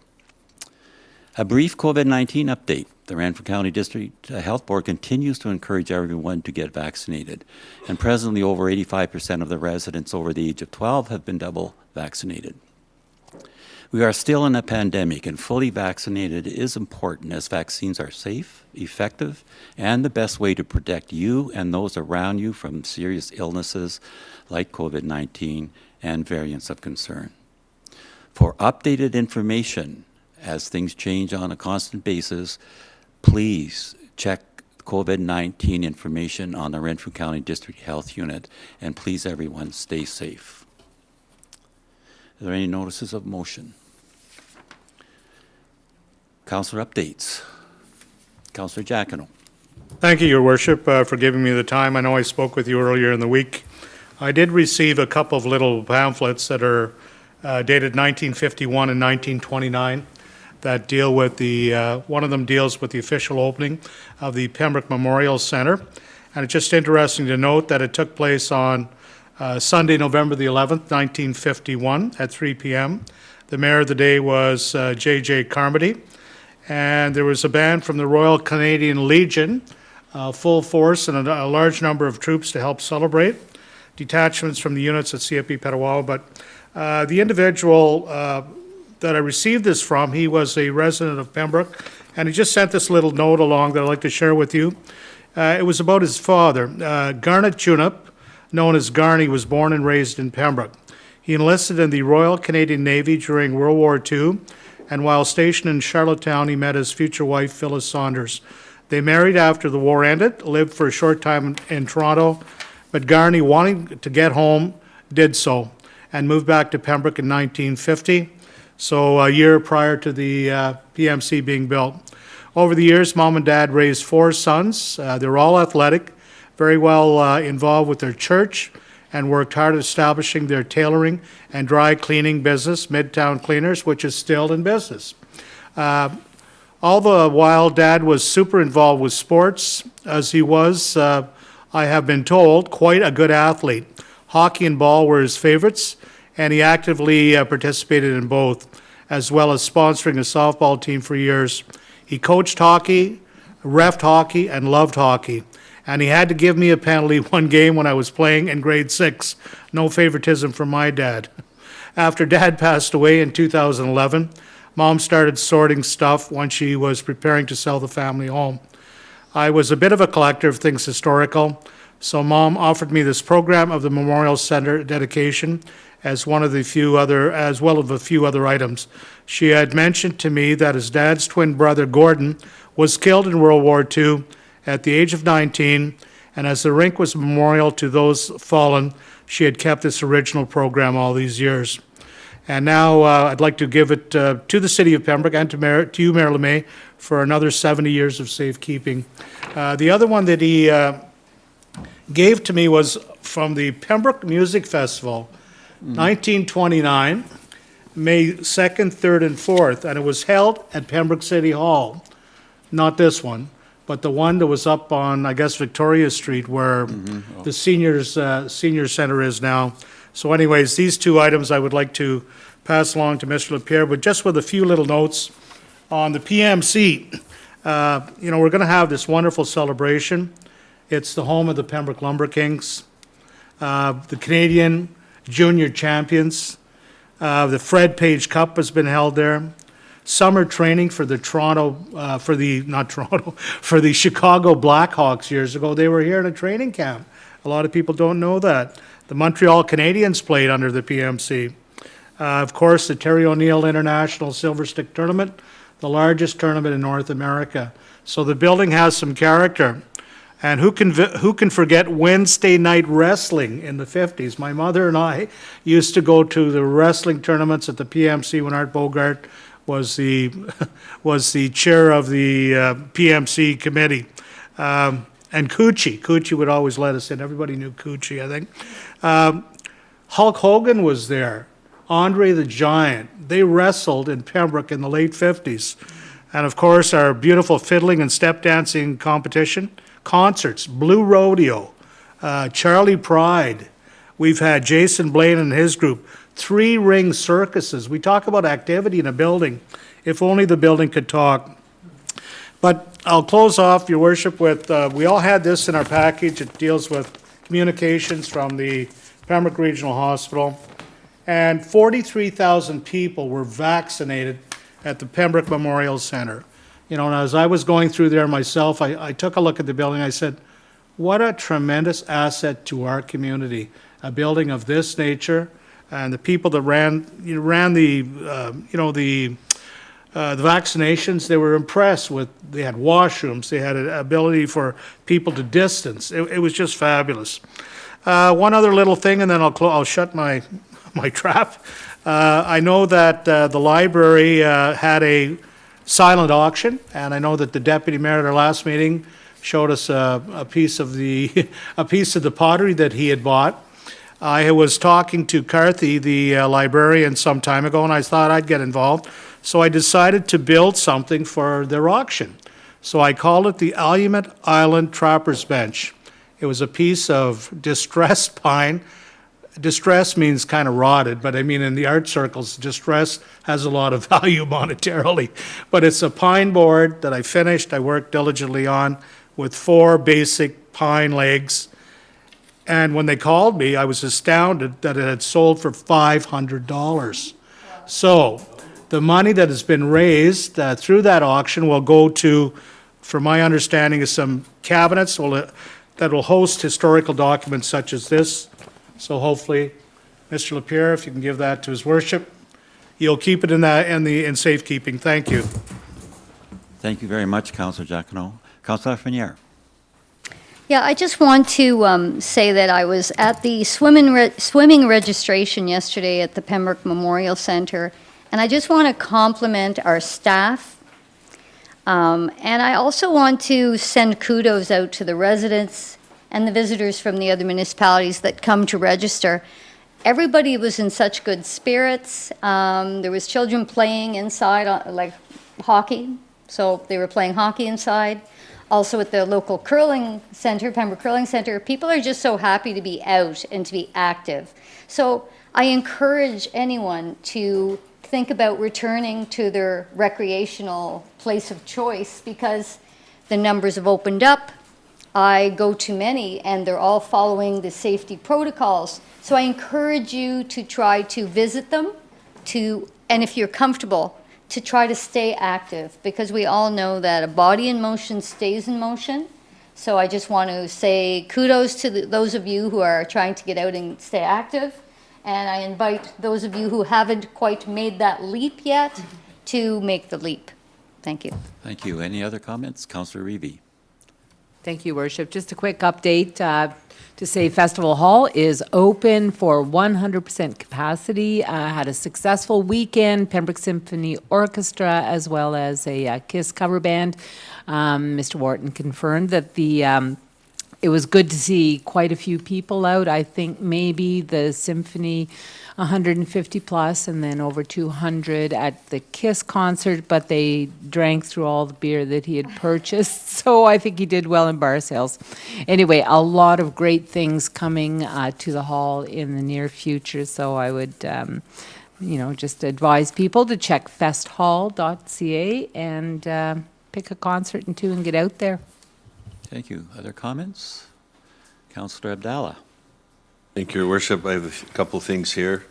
First of all, the Waterfront Development Committee that the Deputy Mayor Gervais and I sit on want you to know that this Friday at 3 o'clock, there is a site visit of the proposed Arboretum project being sponsored by the Kiwanis Club and the Horticultural Society and the City of Pembroke. And it's at 3 o'clock. Mr. Fred Blackstein will give a tour and answer any questions that the visitors have, and also if there's any input, any ideas that any residents have for this project, this wonderful project. So this is the town hall meeting for the public consultation. So we encourage everyone to come this Friday at 3 o'clock at the Waterfront Green Space. The Deputy Mayor and I held a closing year-end meeting at the Pembroke Care 4 Community Garden last weekend, and the weekend before last, and it was just a wonderful meeting. We put on a work bee. People were taking down, helping clear out the grapevines and clearing out the gardens. We thanked everyone for their tremendous support. We had 2 new members sign up for next year. Rene Lachapelle, the Vice President of the St. Joseph's Food Bank, came to thank the members, how thrilled he was and how appreciative they are of the food that they received from the garden. We've asked Care for adding 4 additional garden beds.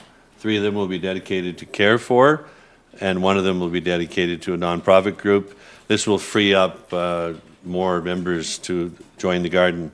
I want to publicly thank the Deputy Mayor, Ron Gervais, for co-chairing this project with me. It came to fruition. It was a great success. We want to publicly thank Care for, the City of Pembroke Parks and Rec Department under the leadership of Ron Conroy and Mr. Brian Lewis of the Operations Department. A total community success, and we'll do bigger and better things next year, workshops, etc. So thank you to everyone involved. I sit on a committee with Tanner Hogan and Randy Peterson of the Colony Skateboard Shop, and it's an organizing committee for events. And this Saturday I attended and was a sponsor of the Trick or No Treat skateboard event at the skateboard park. The City of Pembroke was a sponsor. The Parks and Rec loaned out a generator to us. We had a punk rock band there, and it was just fabulous. The crowd, the youth were there, and the parents were there, and it was just fantastic. People were dressed up in costumes, and Councillor Lafreniere and I and Council supported a few years ago funds for family and youth programming, and this is where the $500 went to this event. And they're the people that attend these events know the city is involved, know we're a sponsor, and they're very appreciative of these events. So skateboarding is alive and well in Pembroke, and I must say the character of the community and the skateboard community is excellent. They're a fine group of individuals. So the skateboard park is an asset, and I know Councillor Lafreniere, I mentioned this to the group in the summer, was instrumental in getting skateboarding starting. She advocated for the kids, and it continues on with Randy and Tanner. And I'm proud to be involved in this, and we're very thankful to the city and city council for supporting this through the programming funds. The last thing I want to note is the we joined the Federation of Canadian Municipalities a few months ago, and they have a Green Municipal Fund report that they just released. I encourage members to look at it. In Ontario, in 2020, they gave out $77 million to transit, water systems, etc. So we're hoping to access some of the, I'm hoping we can access some of these funds for public transit and the new aquatic complex. So I encourage members to go to the Canadian Federation of Municipal, Green Municipal Fund and look at it. Thank you, Your Worship. Thank you. Deputy Mayor. Thank you, Worship. A report on behalf of Councillor Abdallah and myself in respect to the Neighborhood Watch Program. We are making traction. We've been meeting, I think, for about a year and a half now. COVID certainly did its best to try and stop us, but we were not deterred by that. We now have our first zone. Our first zone is on Chamberlain Street. We had a meeting on September 25th. A number of people came out. And these are individuals that, if they're coming out to a meeting like that, they're passionate about their area. They want to make sure that their area is safe. And one particular individual, no sooner did we give her lanyards that identified that she's part of the Neighborhood Watch Program at the City of Pembroke, no sooner did we give her literature, she was out there. And she got more than 60% of her particular area. And I don't think, I stand to be corrected, but I don't think she's going to stop by the particular area she's identified. And there is others that are coming forward. We've given them the material, the lanyards. We did contact the health unit, made sure that we had the health unit's blessing in terms of how it is that we could do it safely and move forward, leave this COVID business behind and move forward with this. So we're ecstatic that we have one area. We've been in contact with operations in terms of getting signage up. It certainly is going to build networking in that particular community, and it can work throughout the city of Pembroke. We're positive that it will. Our next meeting is November 15th at 7. This time it's going to be in the fire hall because now we're into the weather where being at the amphitheater isn't so desirable. So in any event, we encourage anyone to either contact Councillor Abdallah or myself or through the City of Pembroke. We even have our own email address now where they can contact us, and we're moving forward. We have a zone and we will continue to develop zones throughout the city. So Excellent. very positive. Thank you. Any other comments? Seeing none, we'll be moving into closed session. Councillor Lafreniere. Moved by myself, seconded by Councillor Andrew Plummer, that this meeting become a closed meeting to discuss a proposed or pending acquisition or disposition of land by the municipality or local board. Thank you. All those in favor? Okay, we'll now move into a closed session.